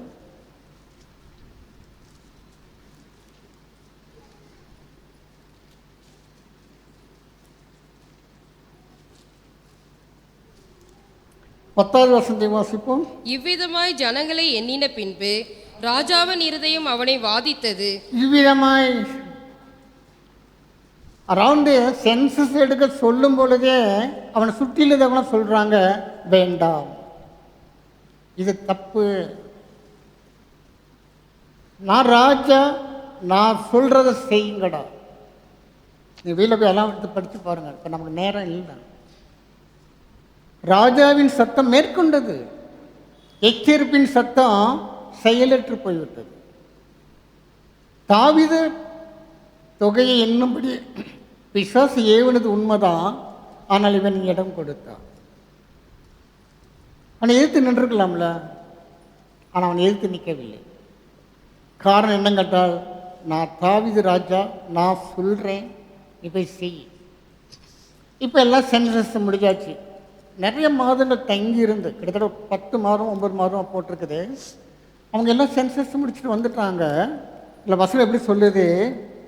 இவ்விதமாய் ஜனங்களை எண்ணின பின்பு, எல்லாம் முடிஞ்ச பிறகு ராஜாவின் இருதயம் அவனை வாதித்தது. இப்போ வாதிச்சு ஒரு பிரயோஜனம் கிடையாது. ஏன்னா வந்து பார்த்தீங்கன்னா வந்து பனிஷ்மெண்ட் ரெடியாக இருக்குது. 13வது வசனத்தை வாசிப்போம். அப்படியே காத் தாவீதினிடத்தில் வந்து அவனை நோக்கி, உம்முடைய தேசத்திலே 7 வருஷம் பஞ்சம் வர வேண்டுமோ, அல்லது 3 மாதம் உம்முடைய சத்துருக்கள் உம்மை பின்தொடர நீர் அவர்களுக்கு முன்பாக ஓடி போக வேண்டுமோ, அல்லது உம்முடைய தேசத்திலே 3 நாள் கொள்ளை நோய் உண்டாக வேண்டுமோ? இப்போதும் என்னை அனுப்பினவருக்கு நான் என்ன மறு உத்தரவு கொண்டு போக வேண்டும் என்பதை நீர் யோசித்து பாரும் என்று சொன்னான். அராண்டு ஜட்ஜ்மெண்ட் உறுதியாக வந்திருக்கு. 3ல் ஒன்றை நீ செலக்ட் பண்ணிக்க, ஆனால் நீ அனுபவிச்சு தான் ஆகணும். இப்போலாம் பாவ மன்னிப்பு கிடையாது. சில ஜெபங்களுக்கு ஏன் பதில் வர மாட்டேங்குது? எங்கேயோ ஒரு இடத்துல நம்ம பிசாசு இடம் கொடுத்துருப்போம், நம்ம தெரியாது. காலம் கடந்த பிறகு தாவீதுக்கு சென்சஸ் எல்லாம் முடிஞ்ச பிறகு தான் அவனுடைய இருதயம் அவனை பாதித்தது. யூதாஸுக்கு காட்டி கொடுத்து அவர் மரண ஆக்கினைக்குள்ளாக தீர்க்கப்பட்ட பின்பு தான் அவனுக்கு மன வருத்தம் உண்டாகுது. ஐயோ, நான் காட்டி கொடுத்துட்டேனே. அருமையானவர்களே, கர்த்தர் வான் பண்ணும்போது ஜாக்கிரதையாக நம்மை திரித்து கொள்ள வேண்டியது அவசியமாக இருக்கிறது. மெத்தனமாக இருப்போம் என்றால் பிசாசு நம்மளை நரகத்தில் கொண்டு போய் விழுட்டுற வரைக்கும் நம்மளை விட்டு போக மாட்டோம். இன்னைக்கு வந்து எவ்வளோ தத்துவங்கள் பேசுகிறாங்க, இதிகாசங்கள் பேசுகிறாங்க, அவங்களுடைய கண்கள் மறைக்கப்பட்டு இருக்கிறது. அவங்களுக்கெல்லாம் எப்போவா தெரியும் இதுதான் தெய்வம், இதுதான் என்னை காப்பாற்றும் அப்படின்னு நம்பிக்கிட்டு இருக்கிற அந்த பிசாசுகள் இவனை கூட்டிகிட்டு போய் நரகத்தில் விடும்போது தான் அவங்களுக்கு தெரியுமா, ஐயோ இவ்வளோ நாள் நான் பிசாசு தான் வணங்கியிருந்தேன்னா, ஐயோ இவ்வளோ நாள் இந்த பிசாசுக்கு தான் நான் கீழ்ப்படிந்திருந்தேன்னா. அங்கே போய் நினச்சி ஒரு பிரயோஜனம் கிடையாது. இங்கே வாய்ப்பு கொடுக்கப்படுகிறது. மனம் திரும்புங்கள், பரலோக ராஜ்யம் சமீபமாக இருக்கிறது. மனம் திரும்புங்கள். சபைக்கு மாத்திரமல்ல, தெருவங்கும் அபிதமாக தான் முழக்கமிட்டு கொண்டு இருக்கிறது. கர்த்தர் வார்னிங் பண்ணிக்கிட்டு தான் இருக்கிறாரு. இன்றைக்கும் கூட வந்து பார்த்தீங்கன்னா வந்து இன்றைக்கெல்லாம் வந்து பார்த்தீங்கன்னா அங்கங்கே ட்ராக்ஸ் கூட கொடுத்துக்கிட்டு தான் இருக்கிறாங்க. தெருப்பிரசங்கம் நடந்து கொண்டு தான் இருக்கிறது. மனம் திரும்புங்கள், ஜனங்களுக்கு எச்சரிப்பு கொடுக்கப்பட்டு தான் இருக்கிறது. அங்கே போய் யோசித்து ஒரு பிரயோஜனம் கிடையாது. எல்லாம் இங்கேயே வார்னிங் சிக்னல் வரும்போது சுதாரித்துக் கொள்வோம் என்றால் நாம் பாக்கியவான்களாக இருப்போம். நம்முடைய இதயத்தை கடினப்படுத்தக்கூடாது. நம்முடைய ஜென்ம சுபாவம், நமக்குள்ளே இருக்கிற பாவ வித்து நமக்குள்ளே உயிரோடு இருக்கிற வரைக்கும் நாம் பாவத்துக்கு அடிமையாக இருப்போம். பிசாசு நம்மளை மேற்கொண்டு விடும். ஒருவேளை நம்ம அபிஷேகத்தில் பலம் வாய்ந்தவர்களாக இருக்கலாம். ஒருவேளை நமக்கு ஆவிக்கிற வரங்கள் இருக்கலாம். நீங்கள் கை வச்சா வியாதிகள் சுகமாகலாம், நீங்கள் சொன்னால் பிசாசுகள் ஓடலாம். ஆனால் உங்களுக்குள்ளே பிசாசு இருப்பதற்கு வாய்ப்பு இருக்கிறது. ஆண்டவர் வந்து 12 சீசர்களுக்கும் அவங்களுக்கு சில ஆவியின் வரங்களை கொடுத்து ஊழியத்துக்கு அனுப்புகிறாரு. அப்போ இந்த யூதஸ்கரித்தும் போனான். அவனும் பிசாசுகளை துரத்தினான், அவனும் வியாதிகளை சுகமாக்கினான். அதனால அவன் வந்து தேவர் ராஜ்யத்தில் பிரவேசிக்க முடியலை. காரணம் என்ன கேட்டால், வித்து, பாவ வித்து, அந்த உயிர் அங்கே உள்ளே இருக்குது. அது இருக்கிற வரைக்கும் பிசாசு நம்மளை ஏவி கொண்டே தான் இருப்போம். நம்ம செய்கிற காரியங்கள் தொடர்ந்து செய்வோம் என்றால் பிசாசு பெருமெண்டா உள்ளே வந்து உட்காந்துக்கிடுவோம். அப்பொழுது அவனுடைய பின்னிலைமை அவனுடைய முன்னிலைமை காட்டிலும் அவனுடைய பின்னிலைமை அதிக கேடு உள்ளதாக இருக்கும். இதெல்லாம் அதான் பார்க்குறோம். அவனிலும் பலவான் வந்து அவனை மேற்கொள்வானாயில் அவன் நம்பி இருக்கிற எல்லாவற்றையும் பறித்துக்கொள்ளும். எல்லாத்தையும் அவன் பிடிக்கிட்டு போயிடுவான். லேட்டாக நம்ம மனம் திரும்புறதுனால, லேட்டாக உணர்வடைகிறதுனால ஒரு பிரயோஜனம் கிடையாது. கர்த்தர் வாய்ப்புகள் கொடுக்கும் பொழுதே நாம் உணர்வு உள்ளவர்களாக, மனம் திரும்பும்படியாக, நான் எப்பொழுதும் போல் உதறி போட்டுட்டு நாங்கள் எலும்பிடுவேன்னு ஒருத்தன் எலும்பை பார்த்தான். ஆனால் அதற்கு முன்பதாகவே கர்த்தர் அவனை விட்டு போயிட்டார். அவனுக்கு தெரியல. இன்றைக்கி நம்முடைய வாழ்க்கையில் அப்படிலாம் இருக்கிறதுக்கு வாய்ப்புகள் இருக்கிறது. முதலாவது ராஜாவாக சவுலை தேவன் தெரிந்து கொண்டார். அவனுக்கு கர்த்தர் ஒரு காரியத்தை சொன்னார், நீ போய் அமலேக்கியரை போய் சங்காரம் பண்ணு. ஆனால் அவன் கீழ்ப்படியலை. எல்லாம் மிருக ஜீவங்களெல்லாம் சங்காரம் பண்ண சொன்னால் அவன் ஃபஸ்ட்டு குவாலிட்டியில் எடுத்து தனக்கு ஒதுக்கி வச்சுக்கிட்டான். அவனு சொன்னார், நீ எல்லாத்தையும் சங்காரம் பண்ணு. ஆனால் பார்த்தீங்கன்னா தேவன் அவனை நிராகரித்தான். அவன் ஆட்சி பீடத்தில் உட்கார்ந்த ஆரம்ப நாட்கள் நடந்தது. அதற்கு பின்பதாக 38 வருஷம் அவன் ராஜாவாக தான் இருந்தான். உடனே அவன் வந்து தூக்கலை. கிட்டத்தட்ட 40 வருஷம் சவுல் அந்த தேசத்துக்கு ராஜாவாக இருந்தான். நம்முடைய வாழ்க்கையில் வந்து கர்த்தர் நம்மளை விட்டு போயிருந்தாலும் கூட சில காரியங்கள் ஓடிக்கிட்டு தான் இருக்கும். இந்த பள்ளி வந்து என்ன பண்ணோம், வாளை துண்டிச்சுக்கிட்டோம். துண்டிச்சு விழுந்த அந்த வாள் துடிச்சிக்கிட்டே இருக்கும். சரீரத்தை விட்டு விலகினாலும் கூட அது என்ன பண்ணும், கொஞ்ச நேரம் பிடிக்க தான் செய்யும். ஆவியானவர் நம்மை விட்டு போயிட்டாருனாலும் கூட சில காரியங்கள் நடக்கும். அந்த ஆவியோட வல்லமை கொஞ்ச நாளைக்கு ஓடும். இப்போ நம்ம வண்டியில் போகிறோம், என்ஜின் ஆஃப் பண்ணால் கூட இந்த வண்டி என்ன பண்ணுது, வந்த வேகத்துக்கு கொஞ்சம் தூரம் ஓடத்தான் செய்யுது, ஓடி தான் நிற்கிது. நம்ம நினைக்கிறோம் என்ஜின் ஆஃப் பண்ணிட்டோம்ல, அப்படியே வண்டி ஓடும். ஆவியை நம்ம விட்டு போனாலும் கூட கொஞ்ச நாளைக்கு ஓடும் வண்டி. ஆனால் முடிவு, அதை நம்ம யோசிக்கணும். நம்மளும் பலவான் நம்மளை மேற்கொள்வதற்கு நாம் இடம் கொடுக்க கூடாது. யோவான் எழுதின அதாவது மத்திய சுவிசேஷம் 4வது அதிகாரம்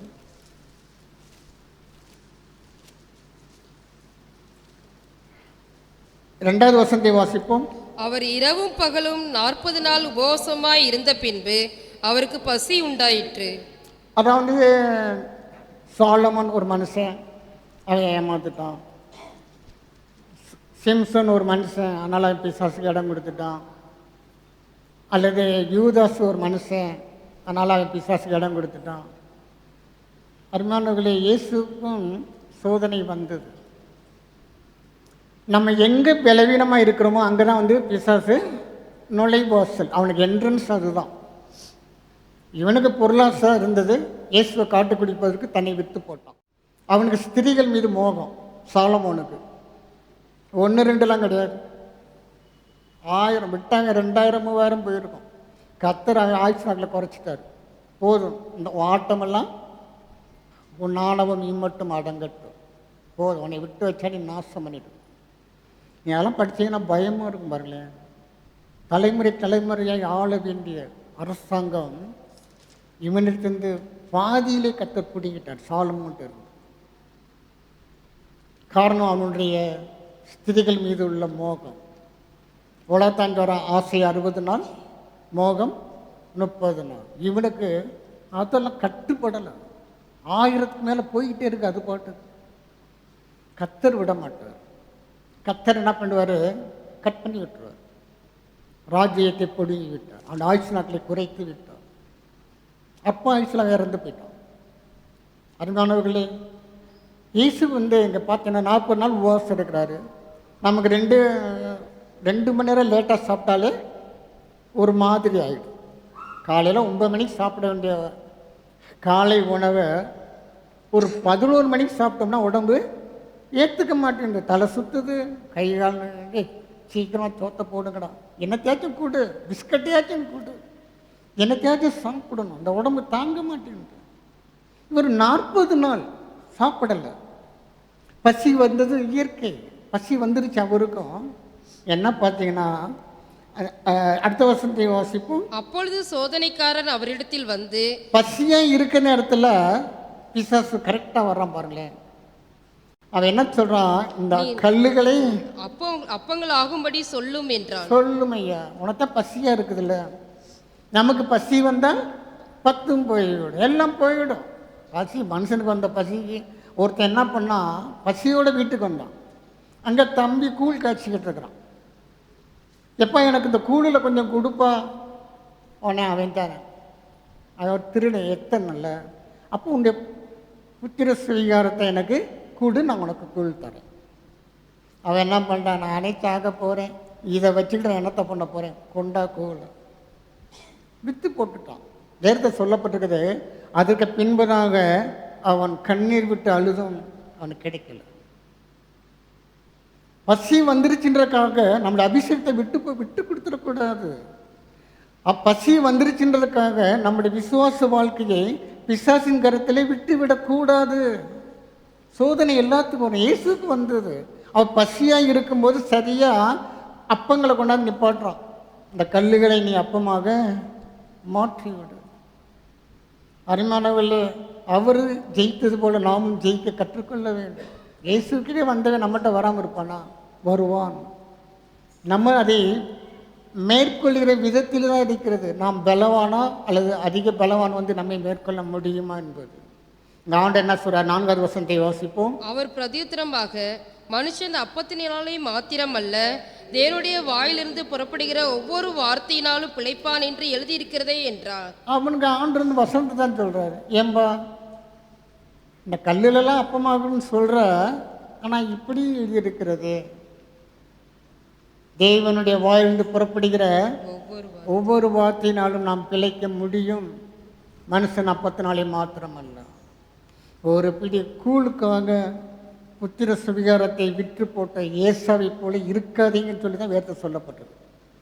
நீங்கள் பின்னாடி உள்ள நிருபங்கள் எல்லாம் நீங்கள் படித்து பாருங்கள். இதை ஆவியானவர் எழுதி வச்சிருக்கிறாரு. அவனை போல நீ இருக்காத. அதனால தான் இயேசு கிறிஸ்துவுடைய மலைப்பிரசங்கத்தில் ஆகாரத்தை பார்க்கிலும் நீங்கள் விசேஷித்தவர்கள். ஒருவேளை சாப்பாட்டுக்காக உன்னுடைய அபிஷேகத்தை விற்று விடாத, ஒருவேளை ஆசீர்வாதத்துக்காக, ஒரு சின்ன சந்தர்ப்பத்துக்காக தேவன் உன்மேல் வைத்திருக்கிற அபிஷேகத்தை விற்று விடாதே. ஜாக்கிரதை, காத்துக்கோ. நீ விட்டுட்டேன்னா உன் பலன் மங்கி சத்துரு அதிக பலவனாய் மாறிடுவான். அவனு உனக்கு உள்ளதான் இருக்கிறான். இடம் கொடுத்தா, நீ இடம் கொடுக்கலன்னா நுழையக்கூட முடியாது. நம்ம இடம் கொடுக்கும் பட்சத்தில் அதிக பலவான் வெளியிருந்து வருவது கிடையாது, நமக்கு உள்ளாக நாம் இடம் கொடுக்கும் பட்சத்தில் நம்முடைய ஆத்மாவை காத்துக்கொள்வதில் நம்ம அவ்வளோ ஜாக்கிரதையுள்ளதாக இருக்கும். தேவையில்லாத அந்நிய காரியங்களை தலையிடாதீங்க. ஏற்ற அப்படி தான் போட்டுக்க. அந்நிய காரியங்களை தலையிட்டுக்கிறதுனால யாரும் பிரச்சனையில் மாட்டிக்கிடாத, சாபம் வரும். அடுத்த விஷயத்தை தலையிடாத, அடுத்த குடும்பத்து விஷயத்தை தலையிடாத. நீ யோக்கியமாக இருக்கிறியா, தொடர்ந்து அதை யோக்கியமாக இருக்க பிரயாசப்படு. நீ பரிசுத்தமாக இருக்கிறியா, இன்னும் பரிசுத்தமாக இரு. நீ நீதிமானாக இருக்கிறாயா, இன்னும் நீதி செய். வேதம் அப்படி தான் நம்ம கற்றுக் கொடுக்கிறது. இதோ நான் சீக்கிரமாக வருகிறேன், அவனவன் கிரியைக்கு தக்க பலன் வருது, என் கூட வருது. நீ ஆட்டம் போடாத. உனக்கு கொடுக்கப்பட்ட பரிசுத்தமாக இருக்கிறியா, நல்லது, இன்னும் பரிசுத்தமாக இரு. அதில் நீ கவனம் செலுத்து. நிற்கிறவன் எவனும் தான் விழுந்து போகாதபடிக்கு நான் நிற்கிறேன்ல அப்படின்னு நினைச்சேன்னா கீழே பிசாசு உனக்கு குழி தோண்டிக்கிட்டு இருக்கான்னு அர்த்தம். ஜாக்கிரதையாக இருக்க வேண்டிய நேரம் அதுதான். நம்ம என்ன பண்ணுறோம்னா, நம்ம தான் உத்தமம், நம்ம தான் நீதிமான், எல்லா மேட்டிலையும் தலையை கொடுக்குறது. எல்லாரையும் அது இது பிசாசு பார்த்துட்டே இருப்பான். ஓஹோ, நீங்கள் அப்படி வர்றீங்களாக்கா, நான் வர்றேன். சிக்கலில் போய் மாட்டிக்கிறது, வழியே போய். ஆண்டவர் சொன்னார், மனிதன் அப்பத்தினாலே மாத்திரம் அல்ல, தன் ஜீவனை ரட்சிக்க விரும்புகிறவன் எழுந்து போவான். என் நாமத்தின் நிமித்தம் தன் ஜீவனை எழுந்து போகிறவன் ரட்சிக்கப்படுவான். நம்ம தலையில வாழ்ந்து கொண்டிருக்கிறோம். சத்தியத்தை புரிந்து கொள்ள வேண்டியது அவசியமா இருக்கிறது. யோவான் என்ன சுவிசேஷம்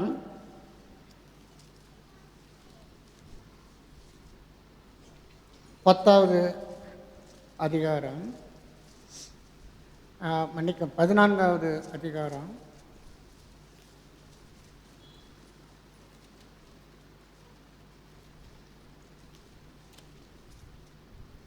30வது வசனத்தை வாசிப்போம். இனி நான் உங்களுடனே அதிகமாய் பேசுவதில்லை, இந்த உலகத்தின் அதிபதி வருகிறான், அவனுக்கு என்னிடத்தில் ஒன்றுமில்லை. இந்த உலகத்தின் அதிபதி வருவான், வந்து கொண்டே இருப்பான், ஆனா அவனுக்கு என்னிடத்தில் ஒன்றுமில்லை. இயேசு சொன்னது போல நாம் சொல்லுவோம் என்றார். நமக்கு உணர்வுகள்லாம் வரும், எல்லாமே தேவன் அப்படி படித்திருக்கிறார். ஆனால் அதை கண்ட்ரோல் பண்ண வேண்டியதுக்கு தான் பலன். உணர்வுகளை நாம் ஆளுகை செய்கிறவளை காணப்படும். அதுக்கு தான் அபிஷேகம், அதுக்கு தான் வார்த்தையானது, அதுக்கு தான் எல்லா விதமான ஆவிக்குரிய பலனை தேவன் கொடுத்திருக்கிறார். இதோ இந்த உலகத்தின் அதிபதி வருகிறான், அவனுக்கு என்னிடத்தில் ஒன்றுமில்லை. போப்பா, வந்த வழியை பார்த்து போய்கிட்டே இரு, உனக்கு என்னிடத்தில் ஒன்றும் இல்லை. இதை சொல்ல கற்றுக்கொள்ள வேண்டும், சொல்லும்படியாய் வாழ வேண்டும். அவனை விலகி ஓடிடுவான். எதிர்த்து நெல்லுங்கள், அப்பொழுது அவன் உங்களை விட்டு ஓடி போவான். நம்ம என்ன பண்ணுறோம்னா வெல்கம் சாங் பாடிக்கிட்டு இருக்கிறோம், வரவேற்பு பாட்டு, பிசாசுக்கு இடம் கொடுக்குறோம். அருமையானவர்களே, தேவன் நம்மை பலவான்களை வைத்திருக்கிறார். ஆயுதம் தரித்த பலவானை தேவன் வைத்திருக்கிறார், நம்மையும் நம் குடும்பத்தையும் காக்கும்படியாக. ஆனால் நம்மிலும் அதிக பலவான் ஒருவன் வருவான் என்றால் அதற்கு பொறுப்பு நாம் தான். வெளியே எங்கேருந்து வரமாட்டான், நமக்கு உள்ளே இருந்து தான் வருவான். சத்துரு எங்கே இருந்தான்? பிசாசு யூதாஸுக்கு உள்ளதாக இருந்தான், வெளியே இல்லை. இடம் கொடுத்தால் உள்ளே வந்துடுவான். சாலமோனுக்கு ஆண்டவர் எவ்வளோ வாய்ப்புகள் கொடுத்தார், அவன் கேட்குற மாதிரி இல்லை. ராஜ்யத்தை தேவன் பிடுங்கி விட்டார்.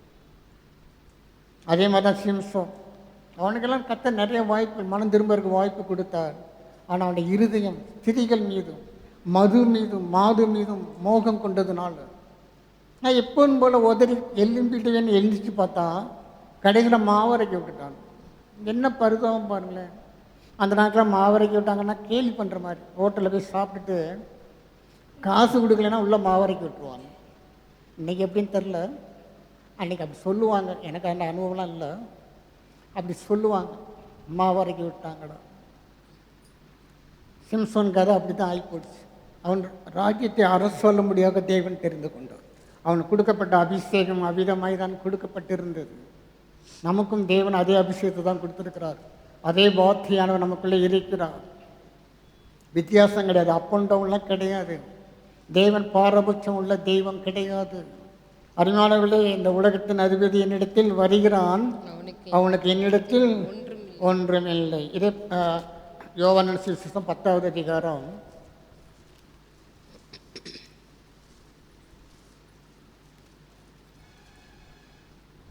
30வது வசனத்தை வாசிப்போம். நானும் பிதாவும் ஒன்றாய் இருக்கிறோம் என்றார். இந்த அனுபவம் நமக்குள்ளாக இருக்குமென்றால் பிசாசு நம்மளை மேற்கொள்ள முடியாது. ஆதாமும் ஏவாளும் எப்போ தனித்தனியாக இருந்தாங்களோ பிசாசு உள்ள வந்துட்டான். ஸ்திரீ ஈசையாம வந்துட்டான். ஸ்திரீ என்பது சபையை குறிக்கிறது. ஆவிக்குரிய அர்த்தம் சபை நம்மை குறிக்கிறது. இயேசு கிறிஸ்துவும் நாமும் எப்பொழுதும் ஒன்றாய் இருப்போம் என்றால் பிசாசு நம்முடைய வாழ்க்கையில் வருவதற்கு வாய்ப்பே கிடையாது. நானும் பிதாவும் ஒன்றாய் இருக்கிறோம். இந்த அனுபவம் நமக்குலாம் இருக்கணும். எப்பொழுதும் ஏனோக்குன்னு ஒரு மனுஷன் இருந்தான். அவனுக்கு குடும்பம் இருந்தது, பிள்ளைகள் இருந்தார்கள். இந்த சமுதாயத்தில் அவனும் ஒரு ஆவரேஜ் மனிதனாய் வாழ்ந்தான். ஆனால் கர்த்தரோடு சஞ்சரித்து கொண்டிருந்தான். அவனால் முடிஞ்சிச்சுன்னா நம்மளாலையும் முடியும். நம்ம அதெல்லாம் செய்கிறது கிடையாது, அதை முயற்சி பண்ணுவது கிடையாது. ஒரு மனுஷன் 300 வருஷம் நம்மளால 3 மணி நேரம் கூட தாக்கு பிடிக்க மாட்டேன். ஜெபமான உட்கார்ந்தா சிந்தனைகள் செய்தர், பைபிள் படித்தா என்னென்னமோ ஞாபகம் வருது. இதை தவிர எல்லாம் வருது. என்ன படிக்கிறோமோ அது மறமாட்டேன். எனக்கு எங்கேயோ போகுது. 300 வருஷம் ஒரு மனுஷன் தேவனோடு சஞ்சரித்தான் என்றால் அவன் எவ்வளோ தூரம் அதுக்காண்டி பிரயாசப்பட்டிருப்பான். முயற்சி பண்ணாமல் அவர் நடந்திருக்குமா? நம்மளாம் அப்படிலாம் பண்ணணும். நானும் பிதாவும் ஒன்றாயிருக்கிறோம். 5வது அதிகாரம் யோவான் சுவிசேஷம் 5வது அதிகாரம்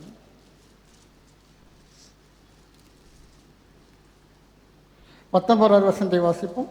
அப்பொழுது இயேசு அவர்களை நோக்கி, மெய்யாகவே மெய்யாகவே நான் உங்களுக்கு சொல்லுகிறேன், பிதானவர் செய்ய குமாரன் காண்கிறது எதுவோ அதையே அன்றி வேறொன்றையும் தாமாய் செய்ய மாட்டார். அவர் எவைகளை செய்கிறாரோ அவைகளை குமாரனும் அந்தபடியே செய்கிறார். ஏன் பிசாசு இயேசு நெருங்க முடியல? இந்த உலகத்தின் அதிபதி என்னிடத்தில் வருகிறான், அவனுக்கு என்னிடத்தில் ஒன்றும் இல்லை. ஏன் கேட்டால் இவர் தான் சுயமாக எதுவுமே செய்கிறது கிடையாது. பிதா என்ன சொல்கிறாரோ, அவர் என்ன செய்கிறாரோ அதை மட்டும் செய்கிறார். நம்ம தேவ சமத்தில் உட்கார்ந்துருக்கிறோம். தேவன் வார்த்தைகளை அனுப்பி கொண்டிருக்கிறார். கேட்கிற நாம் அவ்விதமாய் செய்வோம் என்றார். பிதாவானவர் செய்ய குமாரன் காண்கிறது எதுவோ அதையே என்று வேறு ஒன்றையும் தாமாய் செய்ய மாட்டார். அவர் எவைகளை செய்கிறாரோ அவைகளை குமாரனும் அந்தபடியே.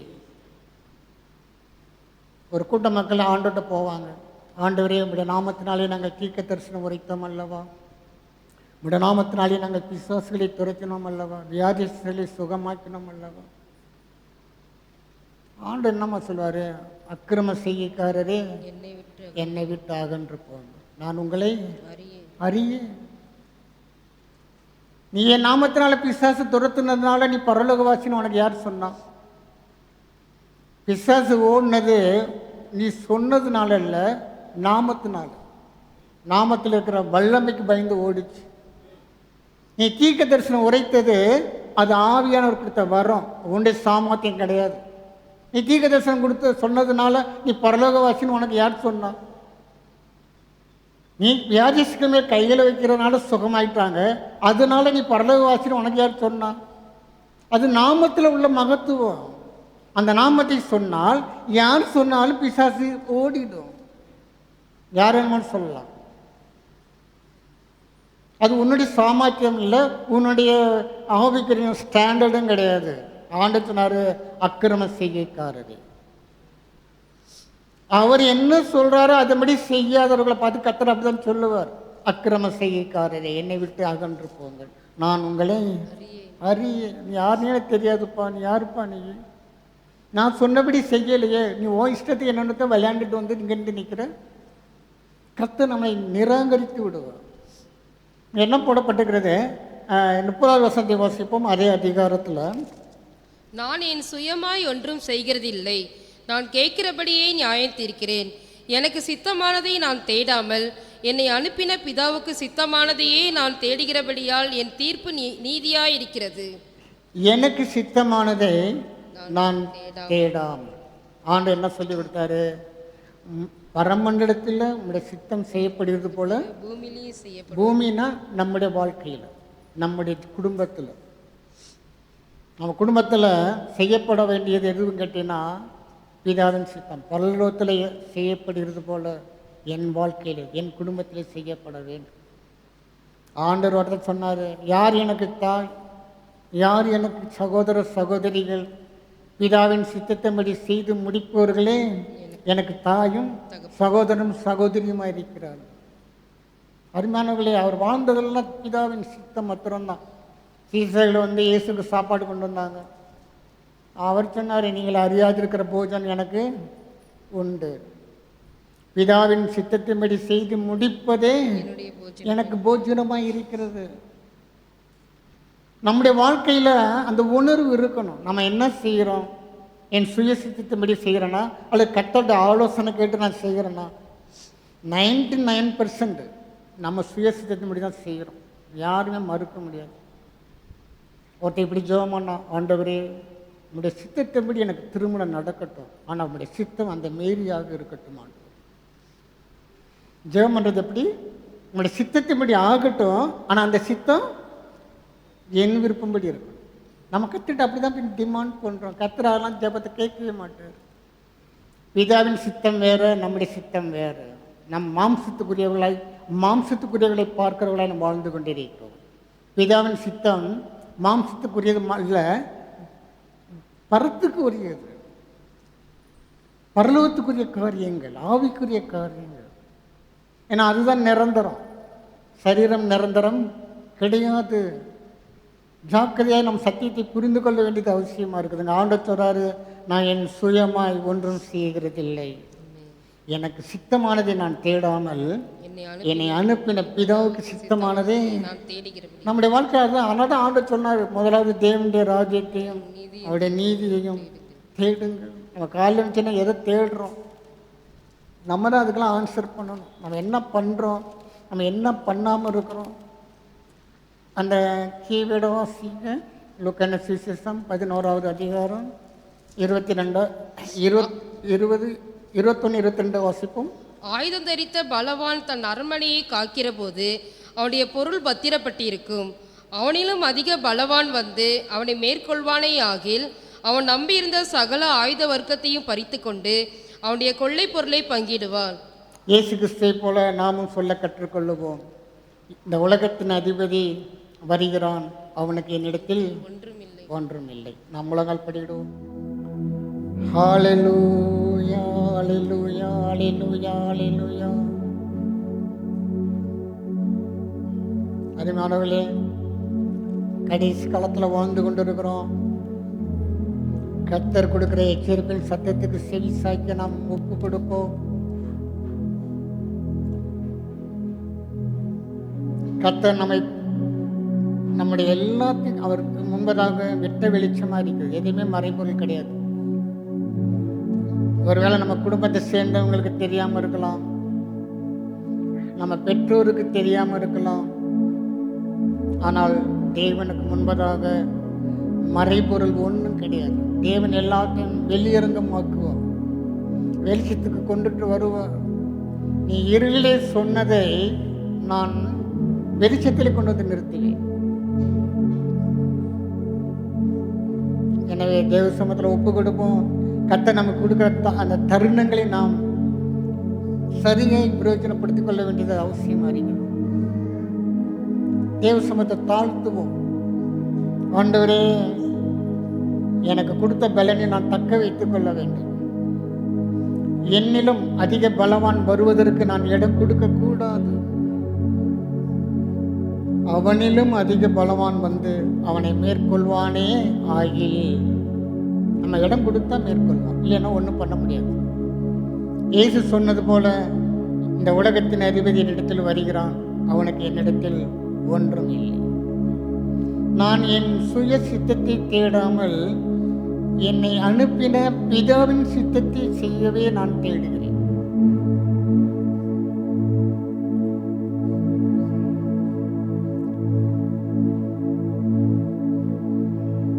ஒரு நிமிடம் மௌனமாக தேவசத்தை ஒப்பு கொடுங்க. எந்த காரியத்தில் ஆவியார் உங்களோடு இடைப்பட்டாரோ அந்த இடத்துல தேவனிடத்தை சரண் அடைஞ்சிருங்க. ஆண்டவரே, என்னை கழுவி சுத்தப்படுத்துங்கப்பா. சிம்சோனை போல, சாலமோனை போல நான் இருக்க வேண்டாம். யூதாசை போல நான் பிசாசுக்கு இடம் கொடுக்கிறவனாய் வாழ வேண்டாம். பின்னாட்களில் மனம் வருந்ததுனால ஒரு நன்மையும் கிடையாது. பாவம் செய்தேன் என்று பாவ அறிக்கை செய்ததுனால ஒரு பிரயோஜனம் கிடையாது.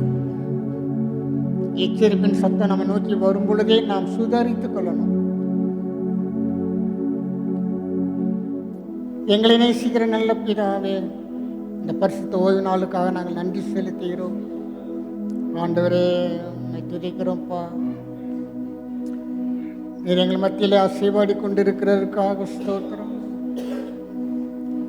உங்களுடைய பிரசன்னத்துக்காக நாங்கள் நன்றி செலுத்துகிறோம். ஆண்டவர், எங்களுடைய ஆராதனை ஏற்றுக்கொண்டதுக்காக ஸ்தோத்திரம். எங்களையும் எங்களுடைய காணிக்கையும் ஏற்றுக்கொண்டதுக்காக ஸ்தோத்திரம். உங்களுடைய வார்த்தைக்காக ஸ்தோத்திரம். அவர் தமது வசனத்தை அனுப்பி அவளை குணமாக்கி அழிவுக்கு விலைக்கு தப்புவிக்கிறார் என்று இருக்கிறபடி நாங்கள் குணமாகட்டும். ஆண்டவரே, உம்முடைய வசனத்தை கேட்ட நாங்கள் குணமாகட்டும், அழிவுக்கு விலைக்கு தப்பி வைக்கப்படட்டும். ஆண்டவரே,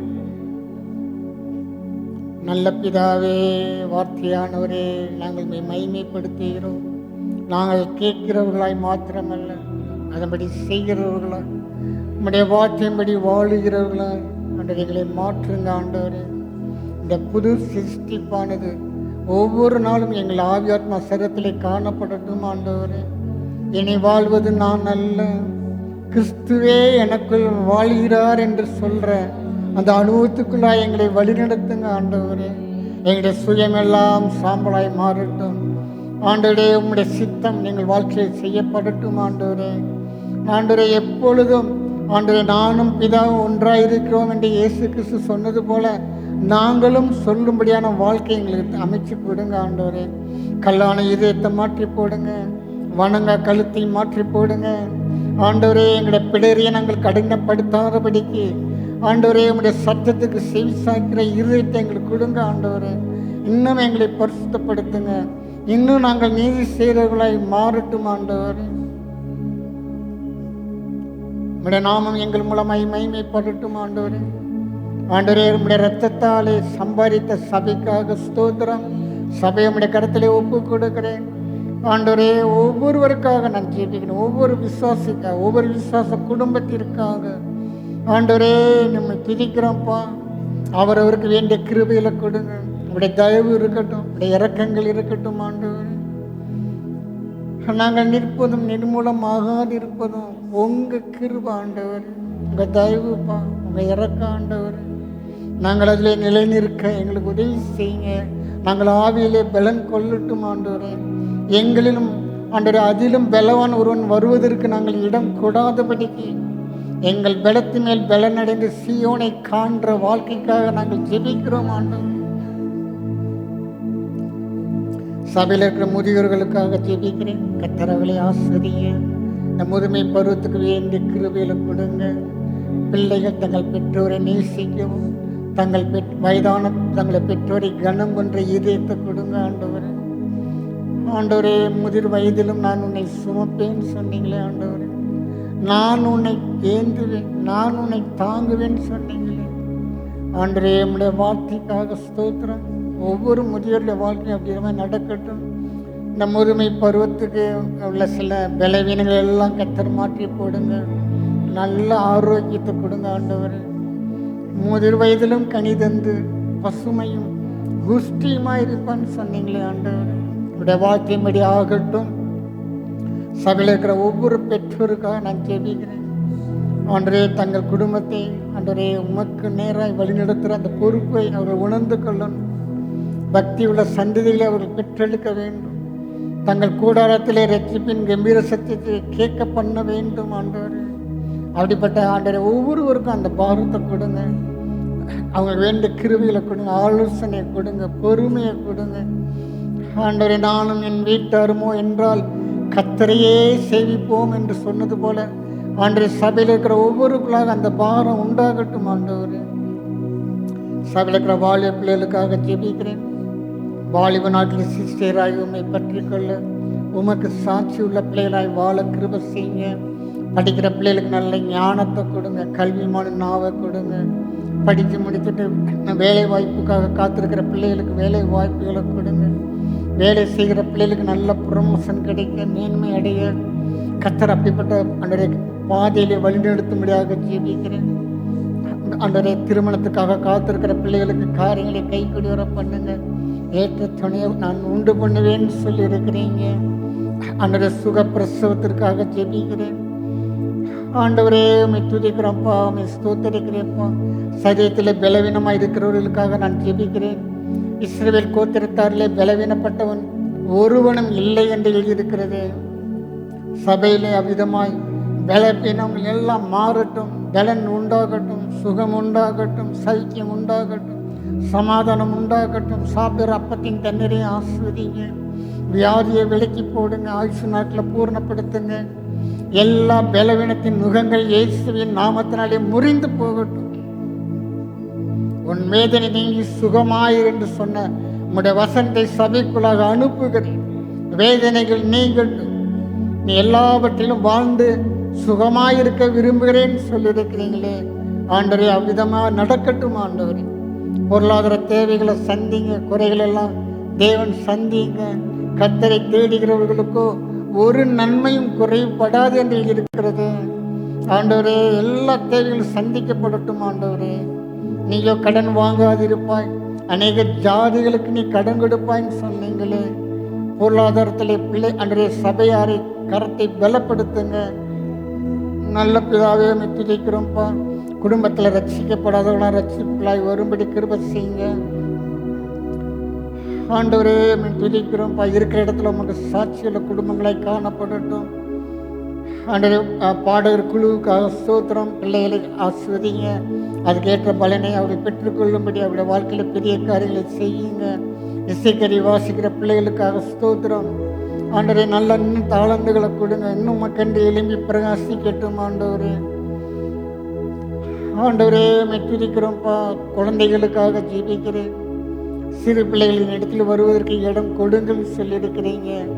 பிள்ளைகள் எல்லாம் உடைய கருத்திலே வைக்கிறோம். கர்த்தர் அவர்களை அரவணைத்து ஆசீர்வதிக்கும்படியாக ஆண்டவரே அவர்களை நீ ஏற்றுக்கொள்ளும் ஆண்டவரே. ஞானத்திலும் வளத்திலும் மனுஷ தயவிலும் தேவ கிருவிலும் வளர்ந்து விருத்தி அடையட்டும் ஆண்டவரே. பிள்ளைகளுக்கு எந்த ஒரு பலவீனம் வராதபடிக்கு பிள்ளைகளுடைய ஆரோக்கியத்திற்காக ஜெபிக்கிறேன். நல்ல பிதாவே துதிக்கிறோம்ப்பா, ஸ்தோத்திரிக்கிறோம்ப்பா. ஒவ்வொரு குழந்தை மீது உங்களுடைய அபிஷேகம் இறங்கட்டும், உங்களுடைய பாதுகாப்பு இருக்கட்டும். பலவீனங்கள் வராதபடி நல்ல பலத்தை கொடுங்க. நல்ல பிதாவே நாங்கள் உண்மை துதிக்கிறோம்ப்பா. மீந்திருக்கிற இந்த அப்பத்துக்கும் திராட்சரசத்துக்கும் ஜனங்களுக்காக நாங்கள் ஒருமனப்படுகிறோம். கத்தர் ஆண்டவரே ரட்சிக்கப்படவில்லை, கத்தர் அணிந்திரும் சபையில சேர்த்தார் என்று எழுதியிருக்கிறது. இந்த வசனம் எங்கள் வாழ்க்கையிலே வந்து நிறைவேற்றும். சபையில் இதை நாங்கள் காணட்டும் ஆண்டவரே. இடங்கள் இல்லாமல் போகும் மட்டும் நான் ஆசீர்வாதத்தை வரிசிக்க பண்ண மாட்டேனோன்னு சொன்னீங்களே. இந்த வெற்றிடங்கள் எல்லாம் ஆத்துமாக்கள் நல்ல நிரப்பும்படியாக நாங்கள் ஜெபிக்கிறோம். ஒருவேளை எங்களிடத்தில் ஏதாவது தடை இருக்குமானால் கர்த்தர் அதை மன்னிங்க ஆண்டவரே. யாருடைய ஆண்டவரே இந்த ஆசீர்வாதத்துக்கு தடை யாராம் இராதபடிக்கு, அசுசியான காரியங்கள் இராதபடிக்கு தேவன் சபையை பரிசுத்தப்படுத்துங்க ஆண்டவரே. நல்ல பிதாவே, நாங்கள் உண்மை துதிக்கிறோம்ப்பா. எல்லா சபையுடைய தேவைகளுக்காக நாங்கள் ஜெபிக்கிறோம். தேவைகளை எல்லாம் சந்திங்க. பண்டசாலையில் ஆகாரம் உண்டாகும்படிக்கு நீங்கள் இருக்கிறது. நம்முடைய ஆலயத்திலே குறை வராதபடிக்கு ஆகாரம் காணப்படும்படி ஆண்டவரே எல்லா தேவைகளையும் பரத்திலிருந்து சந்திக்கும்படியாக நாங்கள் ஜெபிக்கிறோம். ஆண்டவர், ஊழியம் செய்கிற பிள்ளைகளுக்காக ஸ்தோத்திரம். ஊழியம் செய்கிற பிள்ளைகளை கர்த்தர் ஆசீர்வதிங்க. அதுக்கு வேண்டிய இன்னும் அபிஷேகத்தை கொடுங்க, வரங்களை கொடுங்க. ஆண்டவரே, அநேகருக்கு அவர்கள் உங்களுடைய சத்தியத்தை சொல்கிற பாக்கியத்தை கொடுத்துருக்கிறபடியால் ஸ்தோத்திரம். ஒருவன் எனக்கு ஊழியம் செய்தான், பிதாவனை கனம் பண்ணுவார் என்று எழுதியிருக்கிறது. ஆண்டவரே, நம்முடைய கனமும் ஆண்டவரே நம்முடைய கிருபைகளும் ஊழியம் செய்கிற பிள்ளையுடைய வாழ்க்கையில் வந்து நிறைவேறும்படியாக ஜெபிக்கிறேன். எங்களை தாழ்த்துகிறோம். ஆண்டவரே, எல்லா துதி கன மகிமையை நாங்கள் உமக்கே செலுத்துகிறோம். ஆண்டவரே, நம்முடைய நாம ஒன்றே மகிமைப்படட்டும். இயேசுவின் நாமத்தில் ஜெபிக்கிறோம் பிதாவே. என் ஆத்துமாவே கர்த்தரை ஸ்தோத்திரி, என் முழு உள்ளமே அவருடைய பரிசுத்த நாமத்தை ஸ்தோத்திரி. என் ஆத்துமாவே கர்த்தரை ஸ்தோத்திரி, அவர் செய்த சகல உபகாரங்களையும் மறவாதே. கர்த்தர் உன்னை ஆசீர்வதித்து உன்னை காக்க கடவர். கர்த்தர் தம்முடைய முகத்தை உன்மேல் பிரகாசிக்க பண்ணி உன்மேல் கிருபையாய் இருக்க கடவர். கர்த்தர் தம்முடைய முகத்தை உன்மேல் பிரசன்னமாக்கி உனக்கு சமாதானம் கட்டளையிட கடவர். Praise the Lord, praise the Lord. எல்லாருக்கும் ஸ்தோத்திரம். கர்த்தர் உங்களை ஆசீர்வதிப்பாராக. சமாதானத்தோடு கலைந்து செல்லுங்கள். கர்த்தருடைய கிருபை உங்களோடு இருப்பதாக.